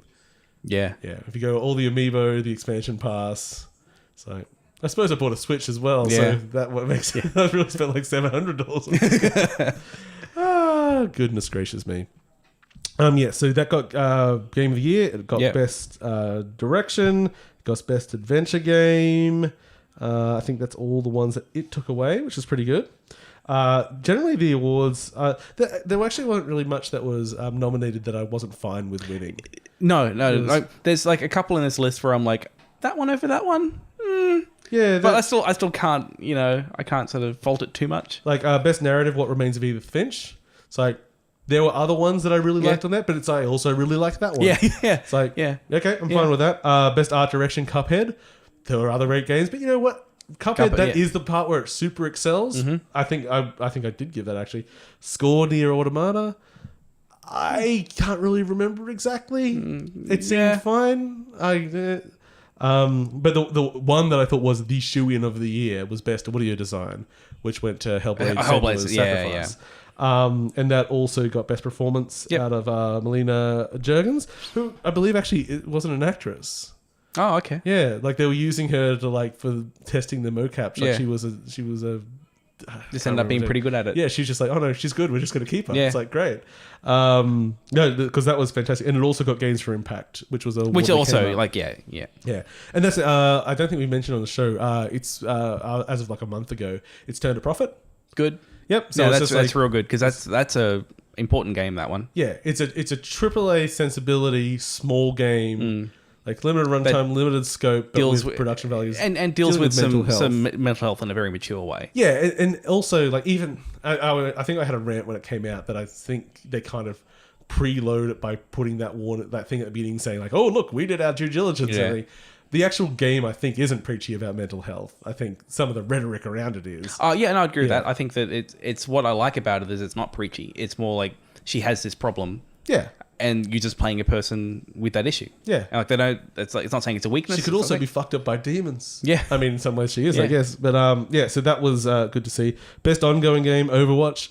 It wasn't nominated, but I'd say Dying Light. Yeah. Yeah. I mean, but Overwatch. I mean, it certainly keep adding heroes, keep maps, and like they're very. Actually, the weirdest thing I find about Overwatch and its progression is the way that they announce and show stuff off. They never show it off. They just have some guy in front of the camera describing it. Yeah. And every time they release a video, I forget. And I'm like, okay, he's talking. Skip. A lot scanning the timeline. It's like, they never show the fucking character. Yeah. I have to go somewhere else to find out the actual details about what's going on. I could listen to him talk for 15 minutes. You don't want to do that. But I don't care that People much. want to listen to people talk about video games or something. Exactly. What kind of idiot would listen for more than 15 minutes of someone talking about video games? Especially someone that's like intimately aware of them and actually qualified to do something. Best handheld game, Metroid Samus Returns. That was a funny one, wasn't it? Because it's like that could have also been Breath of the Wild, or Mario. But I think cutting out Switch was fine. I don't think Switch will be cut out next year. I think it'll be. This was the one. I think this was the year where they said, "Ho hum." I guess the 3DS is still strong. It would be weird to put the Switch here too, but next year it's just and everything portable is coming out on the Switch, so it becomes like they're making portable games for it. But then also, do you end up throwing mobile phones in there as well? So we have to start having. I think what I like about that category is the game's definitely built different for if it's a handheld. Yes. The pacing is going to be different, and like the aesthetics are going to be different. And I think having a section for it's great. Yeah. And I agree that Metroid should take that one out. Like it's an amazing handheld game. Yeah. So I kind of would like there to still be this differentiation between what is a train game versus what is a. I think Mario Odyssey is a handheld game. Yeah, well, that's where it gets blurry. Yeah. Because you're right. Like Mario Odyssey is a game you can play for 10 minutes and you'll achieve something and you put it down. Yes. Yeah. And it's like, that's where it starts getting really blurry. Because I mean, I know we talk about the Switch a lot and we all have a hard on for it. And no, really, we're right embarrassing. Now. Yeah, this table doesn't have legs. It's just being held up by James's erection. But both the console and the games that are coming out for it generally are blurring the line between console and portable. Yeah. It's like, very much, and Breath of the Wild to a degree as well. Yeah. Even though it was still set in place. You know what? In some ways, even Skyrim, because Skyrim is like, I'm just going to go have a look at this. I'm on the train. And it's like, Skyrim, and because it's actually the form factor in that case. The fact that, because Skyrim on PC and everything else wasn't a fuck around for 5 minutes game.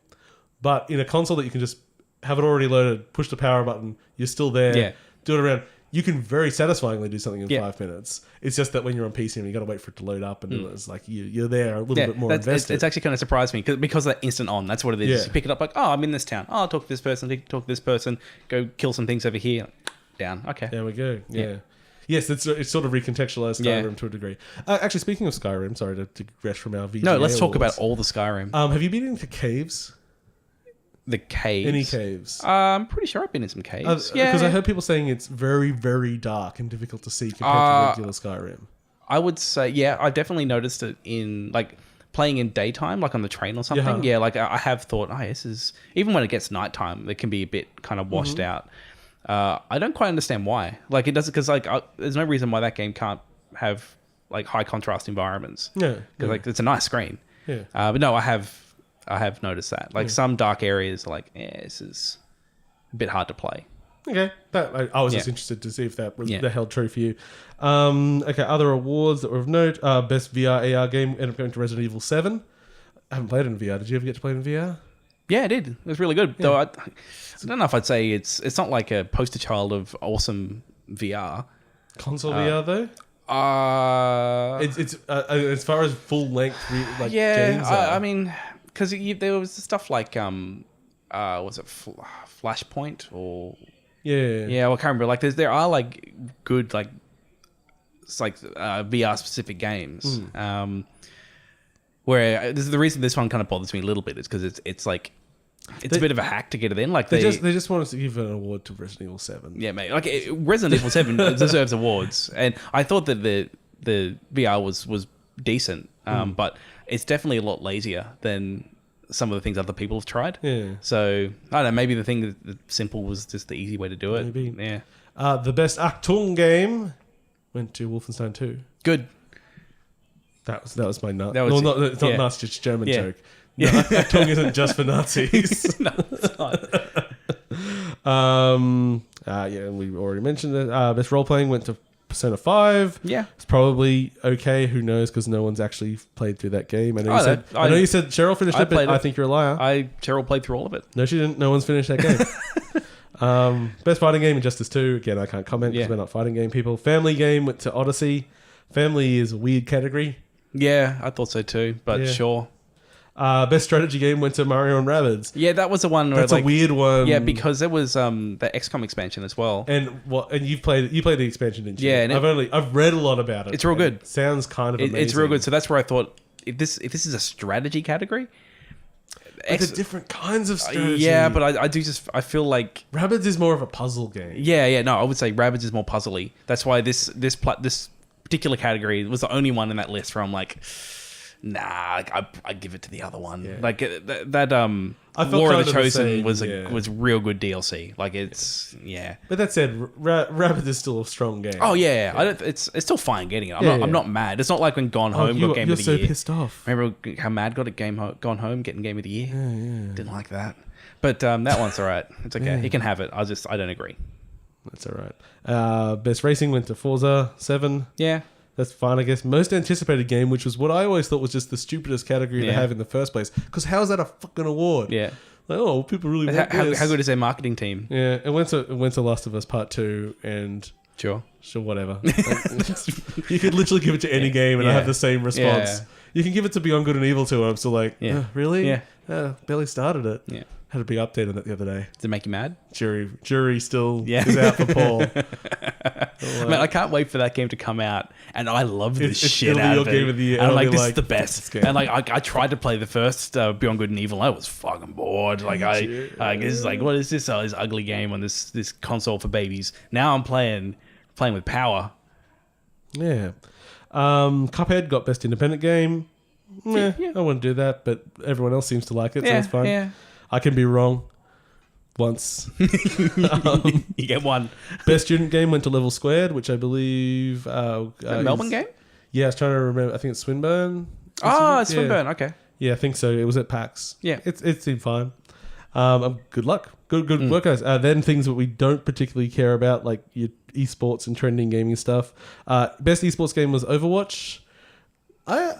I don't see it come up. Like, I mean, like, obviously people still like live streaming it a lot, but it doesn't seem like it doesn't be sitting your Dotas and your LOLs and everything when it comes to. Because admittedly, I don't look for it as an esport. Like, I don't look online to see. I know people see it streaming, but I don't like. And yes, there are still obviously there's I can't even think of the word.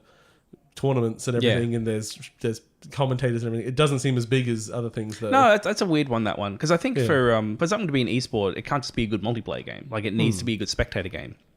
And I haven't really seen too much in Overwatch, which just said it's a standout spectator game. Yeah, they don't seem to have they don't seem to quite have the right like tools for them to to shoot it properly. Like you need camera operators to actually be doing stuff. Like PUBG's adding a bunch of that stuff. Yeah, I almost think like PUBG is an esport to me. Like that's a spectator. Oh, no, man, PUBG.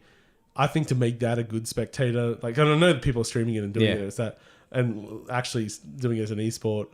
I think you need a full crew to make that, because you need people watching 100 streams, trying to find to do it relevant, live. interesting content. Then you got to switch to it, have the commentators be able to be fed the information, know who's going and what's going on and everything, and craft a narrative in real time. Like I know they're trying to do it, but yeah, you're right. That's going to be tough. Yeah, like literally, you'll need like a 40-person crew to do that like really well. Could be fun though. Yeah, there's enough money in it they could afford to pay them. Potentially, yeah. Especially, I mean, and the thing is, if you had that and you had sort of a setup that was just like, you could like make a show out of it. Yeah. Because the thing is, that's what PUBG and all those sort of games are about. They're about these narratives. So if you could capture them, if you could, and the thing is, don't do it live probably. You capture the entire match, all the data from everyone, and we've got the tools to do that. That's totally doable these days. And then you just build the narrative out of that. If someone compressed a good PUBG match into like 7 minutes, I'd probably watch it. Hey, man, even if, because I mean, PUBG's only like half an hour long anyway. So it's like 20 minutes? You can stretch it out. You have like your little victories, you have the little story, the person coming in for the first time and they manage to get a headshot, but then they get thrown into a wood chipper. I know you can't do that, but they should add it. And actually, with that, I guess we could just mention a little bit of PUBG news that came out. It announced at the Video Game Awards as well, that we are getting the Xbox version early access on Xbox on December 12th. Yep. And the version 1 on PC is coming on December 20th. Oh, it's actually leaving early access. Yes. Okay. Yes. Which is helping some people justify their Game of the Year choices, because early access normally is disqualified. Yeah. And they're like, but it was pretty there's important. no early access category. That is something that might change. We got to see how the industry, like people are always debating it. I kind of think if something is out, it's fair to be judged. We really need. Yeah, I think because what happens when you have the game that's there for like 6 years? You know, you're like your DayZ or something like that. At what point is it fair to have an opinion? Like the people will say, if you have an opinion, they go, like, it's not even out yet. It's like you've been able to pay for it for many years. It is a thing that can be judged, and if the quality changes in future, maybe we revisit it. But if we've totally lost interest by that point and we don't come back, that's kind of the game's fault. Yeah.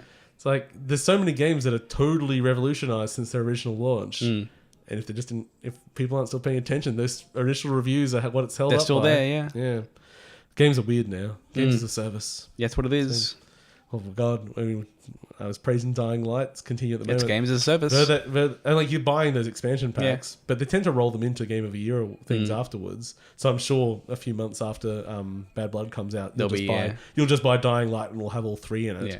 It'll be a massive product. Be great. And then I'll just see if there's anything else of note. Best debut indie game went to Cuphead as well. That's a weird. Best debut indie game. It's like just a weird extra it's category. It's not just like best indie game that came out. Yeah. Like it's a strange. Best mobile game went to Monument Valley 2. Cool. And that's generally it. That was a good good list. Like there was very little to get mad about there. Yeah, it's been a strong year. Yeah. And as I say, nearly all those categories, all the nominations, I would have been fine with winning. Yeah. It's like whatever. It's like nothing would have made me angry. Whenever we'll do our Game of the Year episode sometime soonish, before the end of the year. Before the end of the year. But something that always I like about when we get near the end and we look back on what's been done, it always every year is amazing, and it just keeps being amazing. I'm always confused when people refer back to years that were like, oh, that year was nothing. It's a bit of a dud year. I'm like, what are you fucking talking about? Here's his list of amazing things. Like each year, I basically have a top 200 video games. I was ordering them the other day. What I had off the top of my head. Yeah. And I think I've got a top 160 right now, and that's with me not delving into everything that I played. It's like, and you know what? I hated very few of those games. Maybe half dozen. Yeah. And even then I still have good things. Yeah. Like I still have constructive comments about them. It makes me excited for next year. Like it gets me kind of geared up. Yeah. Like, this is what we get this year. What do we get next year? The only problem I have is I look back at this year, and including in that list is all big games that I've missed. I haven't played at all. I haven't played Assassin's Creed. I haven't played a lot of games. And I just go, oh no, next year's going to be the same. When will I ever go back and play the things that I missed? You won't, Paul. I just got to let them go. Yeah, though every now and then I will. I mean, that's what I did with Wolf New 2. Order.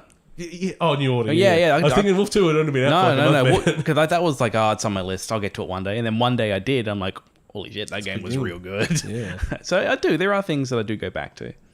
Like Prey, I'll do that one day. Yeah, I actually purchased Prey and I'll go back and... So, I think I'll start it again. Like, I loaded it up, and I was like, I don't really know what's going on. I'll just start it again.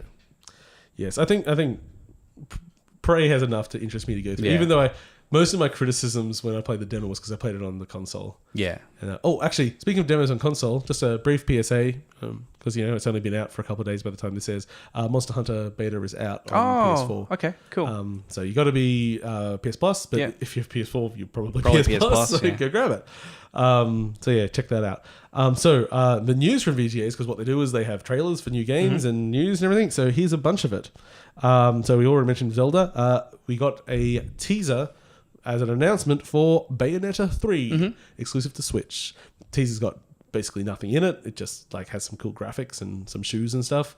But it's in development, coming out Switch exclusive, and that'll be great.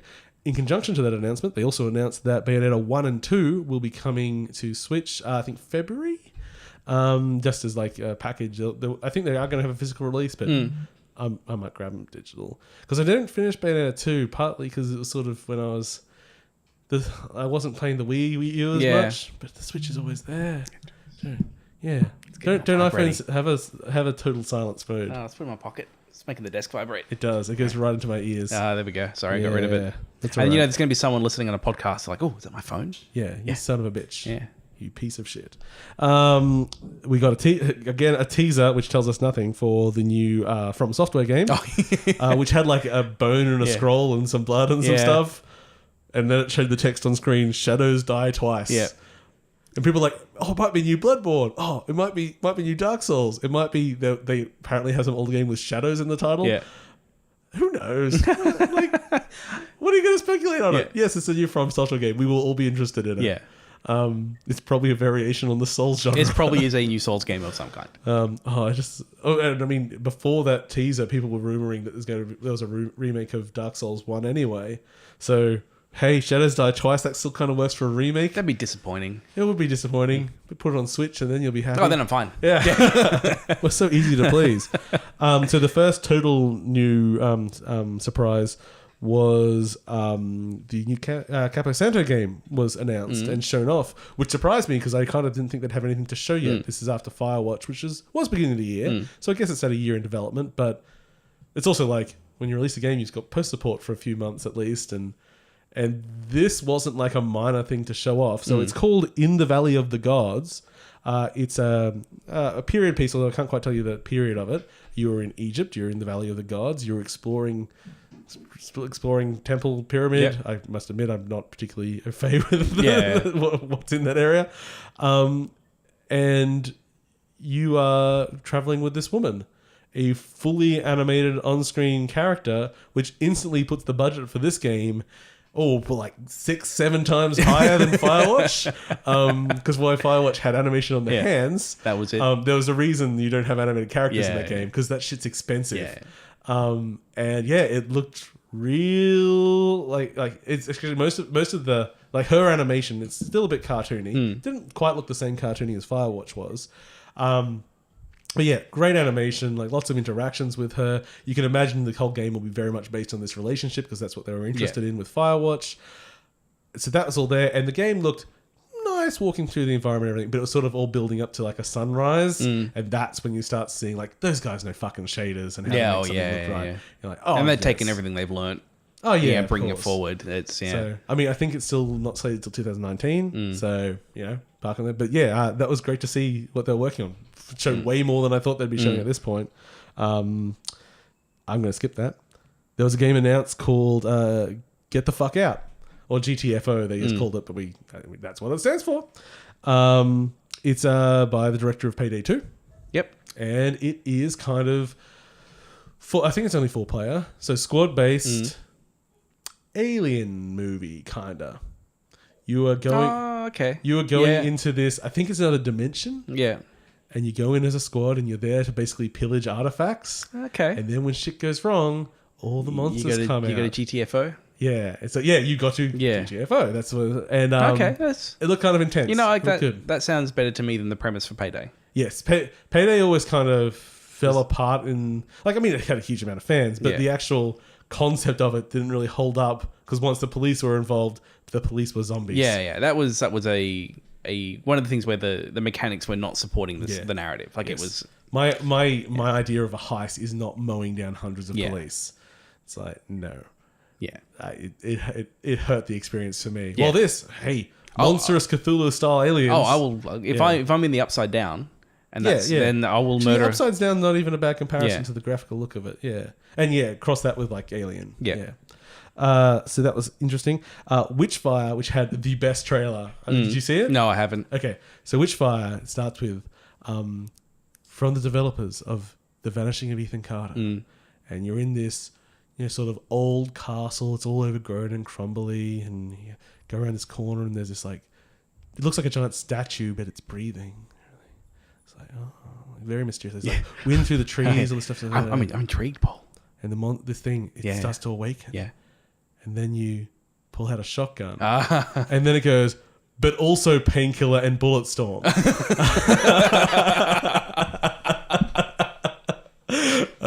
Okay.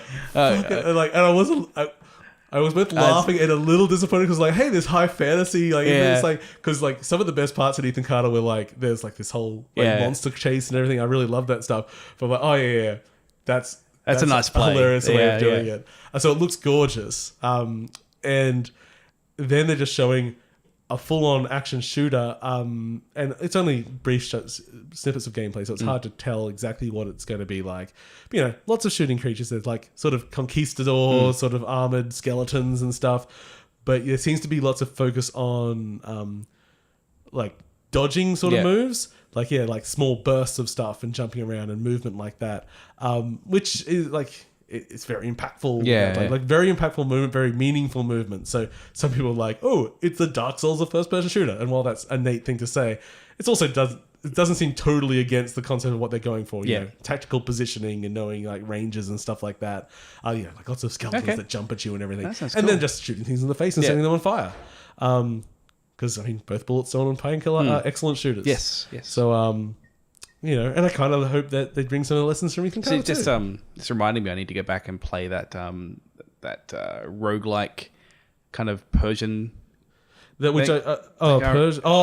you played down at PAX. I can't remember what it's called, but now going UPC is just reminding me. I've got to go. I thought you were suddenly going to remember Witch March. No, I did remember the Witch March, but I didn't say anything because I felt sad. Isn't it Witch Marsh? Witch Marsh, yeah. I said March. I don't hold much hope that thing's going to come out. Yeah, it'll come out. It's been gone. Oh god, some of my old Kickstarters. Yeah. There's like one which was a real early one I did, and it was just a little side-scrolling pixel art. Like when it was really fresh, like it wouldn't stand out these days. But I ended up like giving them a reasonable amount of money because I got to be in the game and shit. It's like $40 or something, which was a lot back then. Yeah.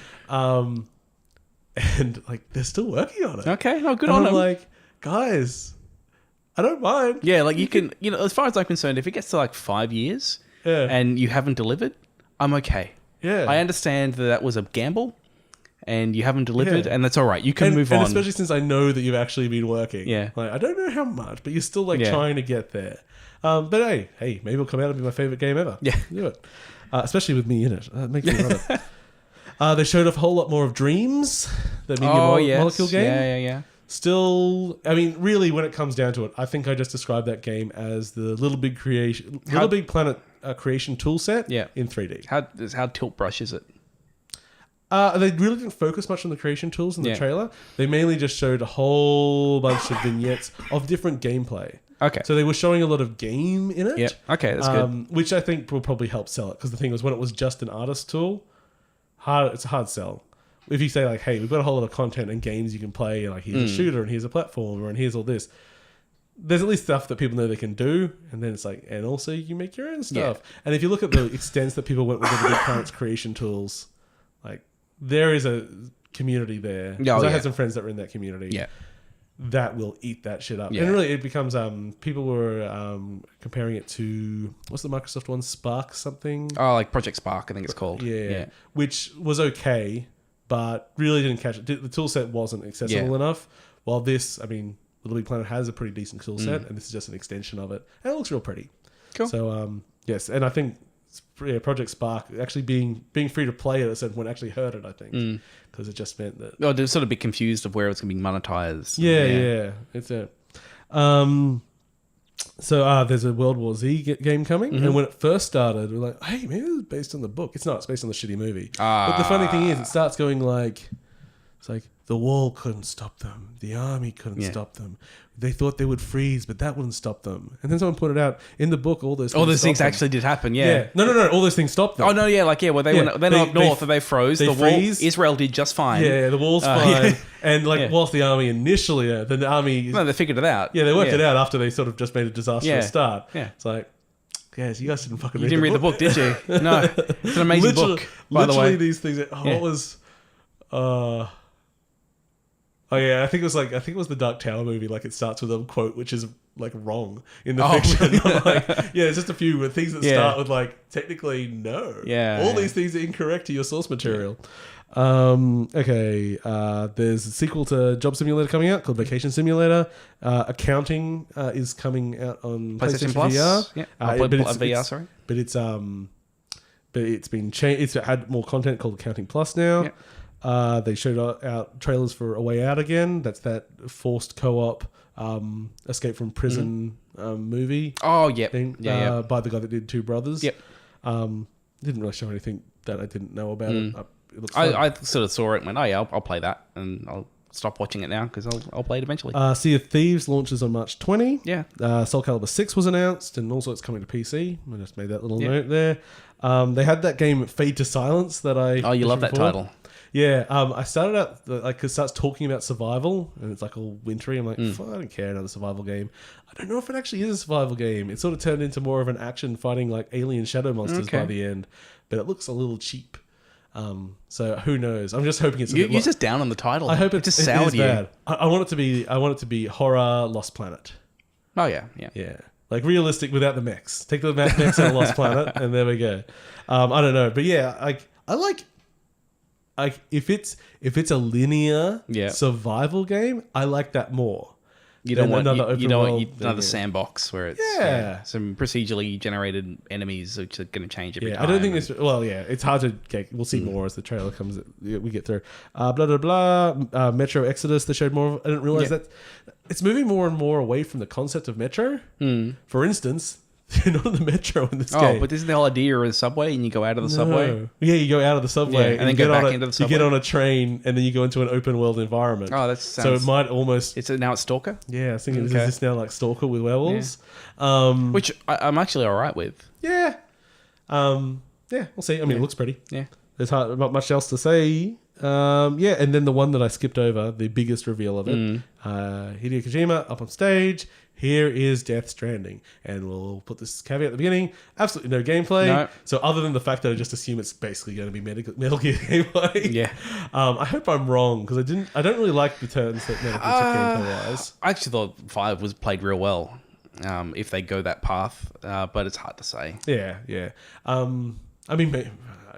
It's really difficult to know what this game's going to be. Yeah, I mean, it's hard, who knows? And story-wise, it's really difficult to know what it is either, because this trailer was just a bunch of what the fuck shown plastered on top of each other, and a lot of it starts sort of tied together a little bit. No, by the end though, no.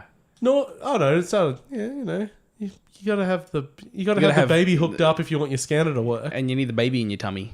Yeah, it gives you a thumbs up. It just gives you a thumbs up and saves you from drowning. Okay, so we're not gonna detail every step of it because it's just fucking batshit. Yeah, there's a certain point of it where I go, it feels a little try hard in the like elements thrown in sometimes. But that's what Hideo does. Hideo does do that, and he also has a style of making absolute batshit fantastic stuff. A little bit, not quite grounded, but a little gritty and like it sort of takes the magic out of it just a little bit.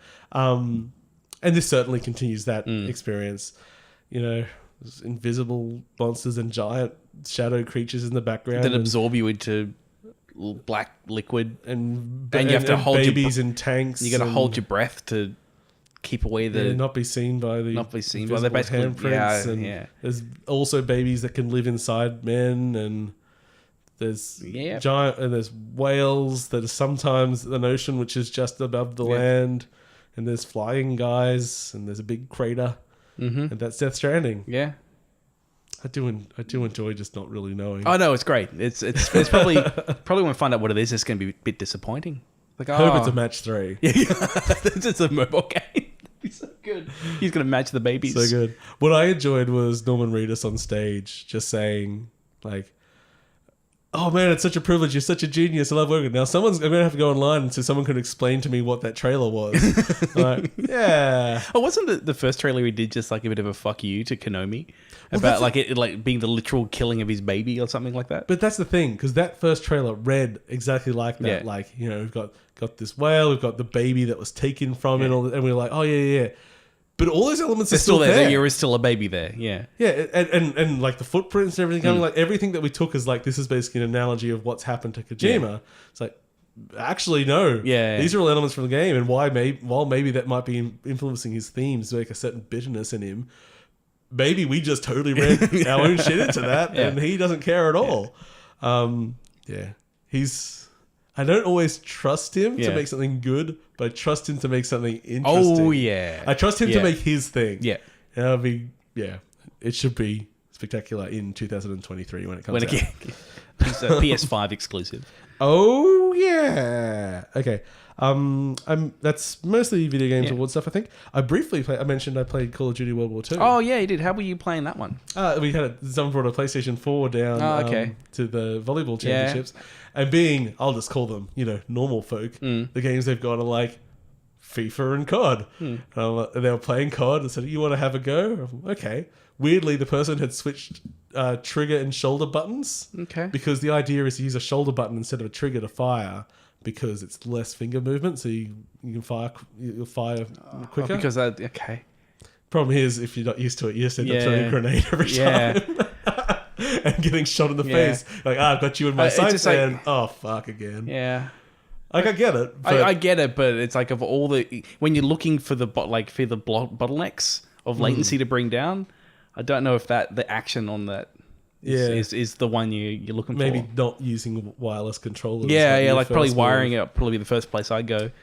I'd be looking at the refresh rate of my TV. Also, not giving the latency on my TV. I did think it was interesting when I was playing it. One of the younger people involved walked into the room and was like, "Oh, you don't have it from 4K." I'm like, what? I tell you what, my eyes have gotten good at now. Now that I've got my G-Sync 144 hertz monitor, frame rate.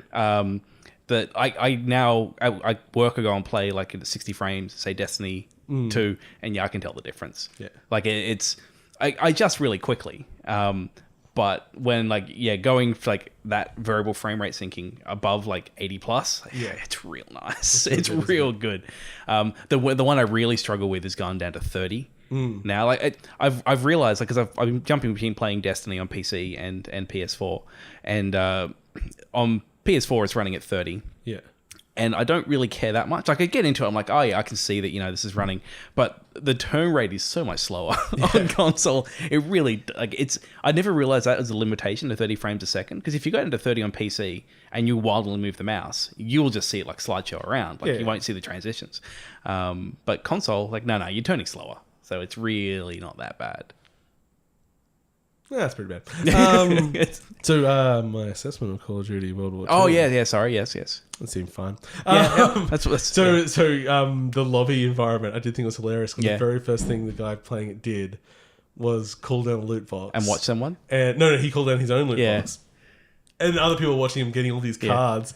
And what I loved, so everyone else in the room, people that like to game but not gamers. I'm making that distinction about, an enthusiast versus someone that's casually. Yeah. And all of them are like, what the fuck is all this card shit? I just want to play the game. I'm like, good. That's just the response I want. Yeah. It's like there's so much stuff stopping you from just like, don't worry about it. It's just me like upgrading my guns and everything. But then I'm like seeing all these other people in the environment pulling down loot, and you can see all the cards floating. I'm like, God damn, this is just trying to tempt people. Because the thing is, and what I didn't realize about it when I talked about the lobby environment previously, is you don't even use the lobby environment to select the game you want to play. You still drop into a menu. Oh, really? So what's the fucking point? It's only there to show off loot boxes, basically. Anyway, so get into a game. We just played some, just team deathmatch. It was fine, other than me just throwing grenades instead of shooting people most of the time. Then they started doing war matches. They're objective based, team versus team, and then at the end of the round, you turn around and you take. Seemed real good. Yeah, seemed like because I really like an objective based multiplayer game, and it seemed to do it pretty well. I'm not buying it, but I wouldn't throw it out of bed on a cold day. Yeah. Yeah. Oh, no, like I liked Advanced Warfare. Okay, COD's fine. Yeah. Certainly there was anything wrong with it. It felt very solid. And actually quite the team deathmatch levels we played, I really liked the level design too. Took me a while to get used to it, as anyone, but I didn't get the old, back when I tried to play it last, when I would just spawn and die instantly. Oh, okay. So I'd just be like, fuck off. What's wrong? Like, at least check that there's no one, like, looking at the spawn point when you spawn me in. So, I mean, that didn't happen, so that's good. Anyway, I didn't really have anything major to say about that. I just played it, and I thought it was funny that I played it. There was a surprise game released by Ubisoft called Ode, ODE. And this is sort of like, hey, last time they did this, it was Grow Home. And that game fucking sweet. Yeah, how was this one? This game is fucking shit. Really? Tell me what it is. What is it? And, if you're not used to it by now, I use hyperbole. So it's a third-person platformer, which I love. And I saw a few people going like, "This is Ubisoft's Minimalist Odyssey." I'm like, "Ooh, no, it is not. It is not anyway." It's a very music-centric game. Okay. So basically, you're a little creature you're a little creature, and you wiggle your butt. This just sounds like a thing for Paul. Yeah, it is. It is an adorable butt. Yeah, it may have the best butt I've seen in gaming in a long time. Unfortunately, once you start collect these balls around the environment, and they just start trailing you. It's sort of like a particle pattern behind you. Yeah. Just every ball adds another one. And you can't see your character most of the time, which is a problem for a platformer. Actually gets a little bit annoying. And so basically all you're doing in these environments, you're basically trying to activate these objects, and then there's a few like switches around them, and a ball has to touch those switches. Okay. So at the beginning of the game, you just run around and you run past it, and one of your balls hits a switch, and once they're all activated, the thing in the middle activates, and you do like 5 of them in an environment, and then you get the end of the level. Later on, you start getting sort of miniature puzzles where it's things like, okay, you can actually get down there, but you can stand at the top of a hill and release your balls and let them roll down and hit stuff. So it's got good physics in that way. But the entire environment, every time you get near something and touch something, activates it, and it makes music. Okay. So the whole game has a rhythm and a pulse. And the more you investigate a level, the more music you get, and the bigger and more robust it is, and the more alive the world is. That all sounds great, except the platforming feels like shit. And yeah, it's floaty and it's hard. Like sometimes I jump and I jump hugely high, and sometimes I jump and I don't do anything. I'm surprised that coming out of Ubisoft that their platforming wouldn't be tight. I think a lot of it comes down to not actually having the full awareness of where your character is, because they're surrounded by balls. And whilst that's a state I don't mind, not good for a platformer. It has like a few nice things like you jump in different pools of the colored pools, and when you do that, you get a different ability. Like you get a really super high jump for one of them, and the best one, and this is the best one in the game. And I suppose slight spoiler because this is like 3 or 4 levels in. You get this green pool, and instead of all your like jumping higher or jumping something faster or whatever, they become like a giant congealed slime mass.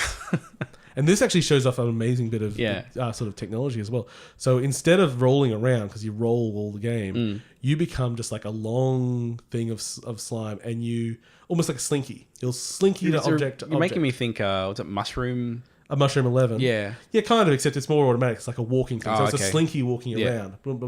But you're going between platforms, and almost like the caterpillars in Mario Odyssey, where like it doesn't let you grab onto the thing unless you can reach it. Yeah. This thing will reach over and like, oh no, I'm going to get onto that mushroom. I'll grab that, and then like it intelligently and if you can't make that reach, it doesn't move. And that feels really solid and really. I'm like, man, if only the whole game controlled this well. This is like really an interesting and a fun way to move around. And then I go into a normal pool and I'm rolling around again and I'm missing jumps because I thought I was slightly off center or something. It's only like $5. I don't regret it, but I don't really recommend it. It really is just a little side experiment, which I don't think really had the polish it required to be released. Other like as a paid thing. If they just said, "Hey, here's a wacky thing we worked on," I mean, it would have been like, "Hey, this is real interesting, guys." And they probably should have preloaded it with some of the more interesting mechanics because it kind of gets boring fast, and then you start getting a few extra things going through. Because every level is just activating those things. There's no characters, there's nothing to really draw you in, and the worlds are like they color differently and they add like new vegetation, but yeah, it's not like you suddenly go. It's not Mario Odyssey. It's not. No, I'm in this stupid. Everything's a desert world where, for some reason, Mexico and Egypt and everything are all the same thing. Now we're in a different game. Yeah, no strong theme changes like that, but good music. Sound good. So that was Ode, and at the moment just on PC and only on Uplay as well. Oh, okay. Anything else you want to talk about, mate? No, I really playing more Destiny and. Wolf have been kind of the main things I've been doing. I haven't finished Battle Chef Brigade yet, but I'm close.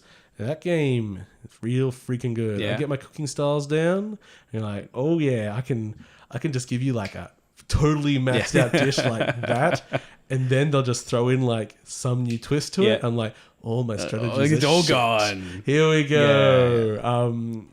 Without going into details of it, you don't just play one character. And those characters have different abilities, both different cooking equipment, but also different combat abilities.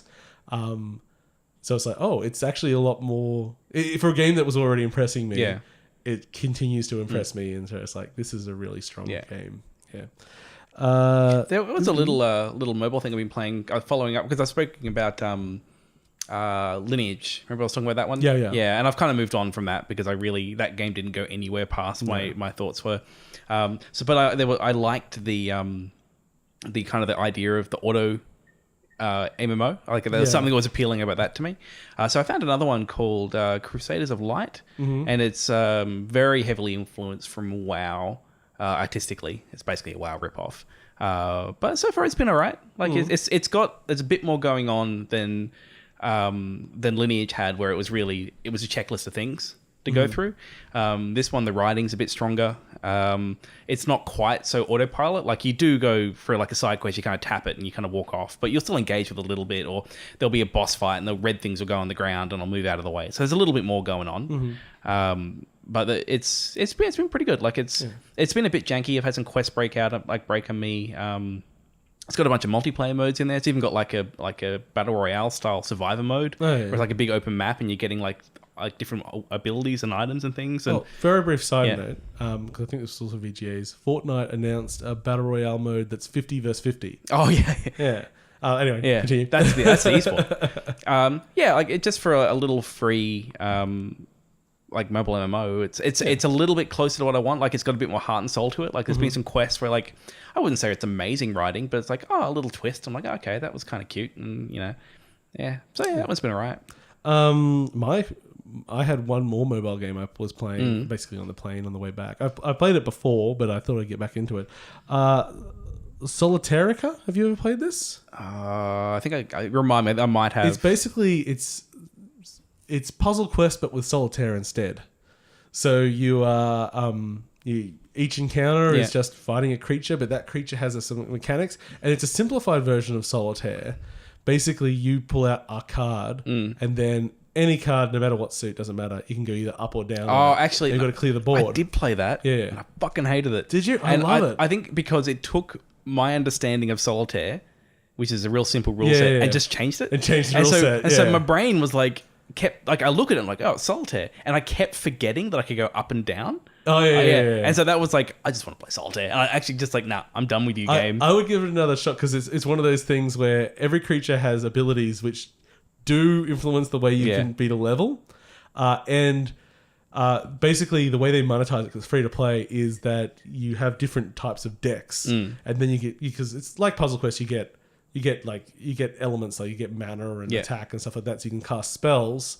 So different decks have different sets of spells and stuff. You can get more slots, but it's quite generous with the in-game currency. So unless you just want to like, just unlock everything off the bat, I think you'll be fine. Just playing it like that. Yeah. And and it's it's you trying to get through a journey, but it's once you fail, the journey's over and you start again. I just like the way that it's.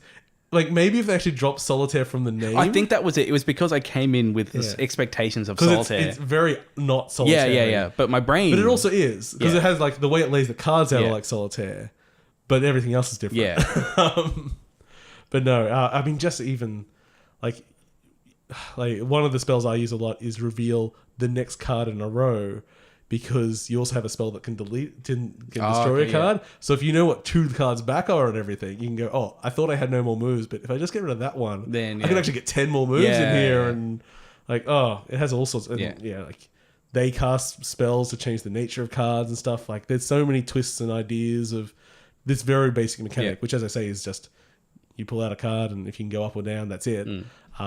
Surprisingly deep sometimes. And the amount of times that I finish a match with like 1 health point, and it's like, I know this is these aren't designed, like the card patterns aren't designed, but it's just turned out that way. But the way that they've tuned the game means that these encounters are really well tuned to actually give me a challenge and like make me panic at the end, going like, fuck, if I don't get either a 5 or a 3 in this one, I am fucked. Like. And then you end up you don't get that, but you get enough mana to cast a spell that lets you do a thing, and then you're like, hey, I got there in the end. I think it's a really good mobile game, even if you hated it. Only because my expectations are wrong. I couldn't fault the game for it. You're sure you can? I do it all the time. No, I can. I can do it. Your theming confused me, game. Yeah. Look how time has changed.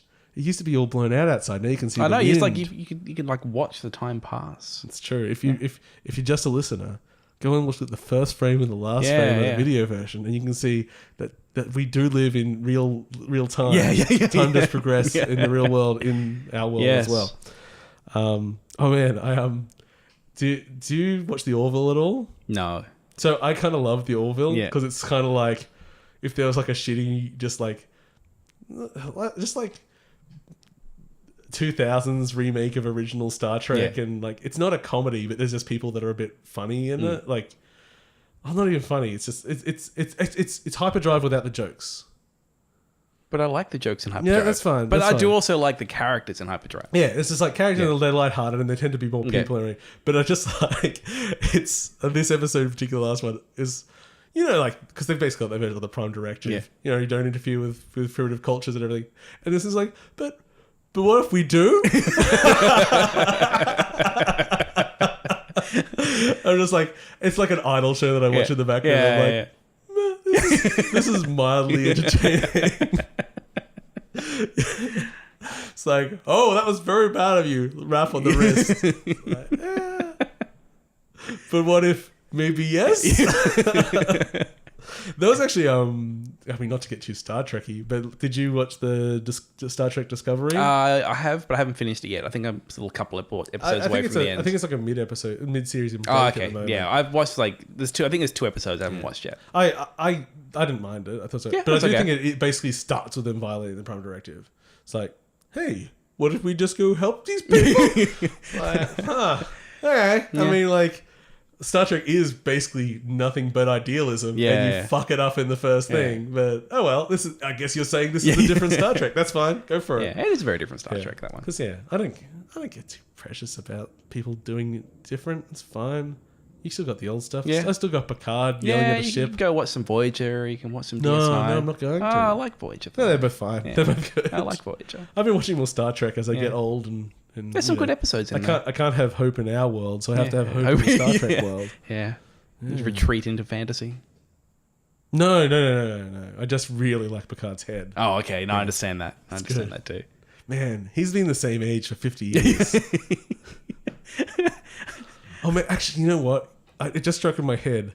You know how there's always the question about like which celebrity you'd have a dinner with, and there's no, I don't give a shit. Like, there's no one that I'm like, oh, Mike Patton, but I mean, frankly, I don't really think we get on. Yeah.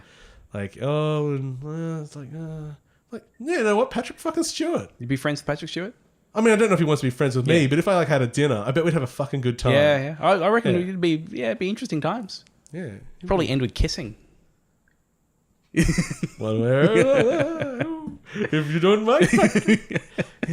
He just seems delightful. Yeah, he does.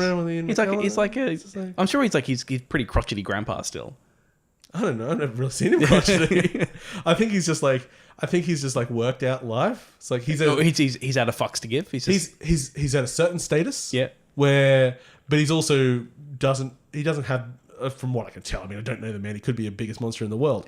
But he just seems to not be a shitty person. Yeah. So it's like, I have the freedom and the status to do whatever, and I will have a good time. And I still want to produce things. I don't want to be late. He enjoys doing things, so he's both productive, interesting, and like the freedom that is very enviable. Yeah, Patrick Stewart, you're a king among men. Oh God, I was hearing about God damn it, Gearbox's boss, Randy Pitchford. Yep. Randy Pitchford's house, and he's got a theater. Okay. And he puts on like entertainment nights there. Oh, really? He does I think he does magic. Oh. But it's not like Randy Pitchford's magic plus other people. Yeah. He's just like part of the lineup. It's like, we got an opera singer in. Oh, okay. It's like a talent show kind of if thing. If you're rich enough to have a little theater in your house, why not? Sounds like fun. Yeah. I mean, we put on that play of The Little Prince years ago. Jesus, that was an interesting experience. We were flowers. Yeah. that was an interesting time. Yeah. Your apartment was the perfect theater for the 10 people that came to watch. They came in with the fully constructed sets and backdrops and... Yeah. We went all out. Yeah. Not really. But we had... Hey, what was Max's name? He was the fox, and he had like a jacket and fox ears on. Yeah. He looked like a Night in the Woods character now. He does. Yeah. He basically is great. Yeah. Anyway, I think that's enough bullshit for now. Yep. I don't know the timing of the next episode because James is leaving for Malaysia at some point. Be after Christmas, I expect. Yeah, so I might do something without James. Maybe get Amy and Jeremy or someone else. Who knows? Who's around? Who knows? Christmas is a funny time of the year. People do all sorts of things. And we wait for James to come back before we do our game of the year. We'll look forward to that one. And then early January do our year ahead episode. Which is sometimes interesting and sometimes just us going, will this come out this year? I don't know. Half-Life 3, this is the year. Let's switch it up. Yeah. No. I really have just given up any dreams of Half-Life 3 It won't happen. It's like, but I still don't understand why. Yeah. Like because you could just make it. Because there wasn't a good business reason for it. But it still would make money. Yeah, it's like, it would. It's just they can make more money elsewhere. But would it make Dota 2 It doesn't need money? to. They don't need to make it themselves. They just need to find someone that wants to make it. So you make it. We take the money. Just give it to the Black Mesa team. And go. I think we've spoken about this before. Yeah. I don't know if I have the trust in the Black Mesa team to take it forward. Yeah, that's fair. They're good at going back, but would they? I mean, they've certainly done some really quality work, but whether or not they have quite the vision to take, to innovate and make something quite modern. Yeah. I mean, they've certainly updated Half-Life with Black Mesa, but I don't know if it's like. It doesn't quite. It's not Prey. Yeah. Anyway, thank you for watching or listening to 8.5bit. You can catch the website 8.5bit.com, our Twitter and Facebook, and please like to share anything like that. Subscribe to us on iTunes, and if you do, please leave us a review because reviews help us share the love. And watch us on YouTube. And I really need to change that because I just said the same thing for the last 5-6 years, and we do a lot different things now. Maybe that's why no one watches the YouTube because I never advertise it. Oh, it probably doesn't help. Also, the YouTube is nothing but watching us sit at a table for 2 hours. We need to use this TV a bit more. I can't even see the TV. Yeah, it's just pointed at nothing. Nothing over here. Yeah. Maybe. I actually thought I could just feed the camera back into the TV and we could just have infinite us. Oh, that just sounds like it makes it infinitely better. Maybe. Yeah. Or worse. Yeah. Either way, I still get paid the same. Nothing. I've been your host, Paul. And I've been James. Catch you later, Fix. Thanks.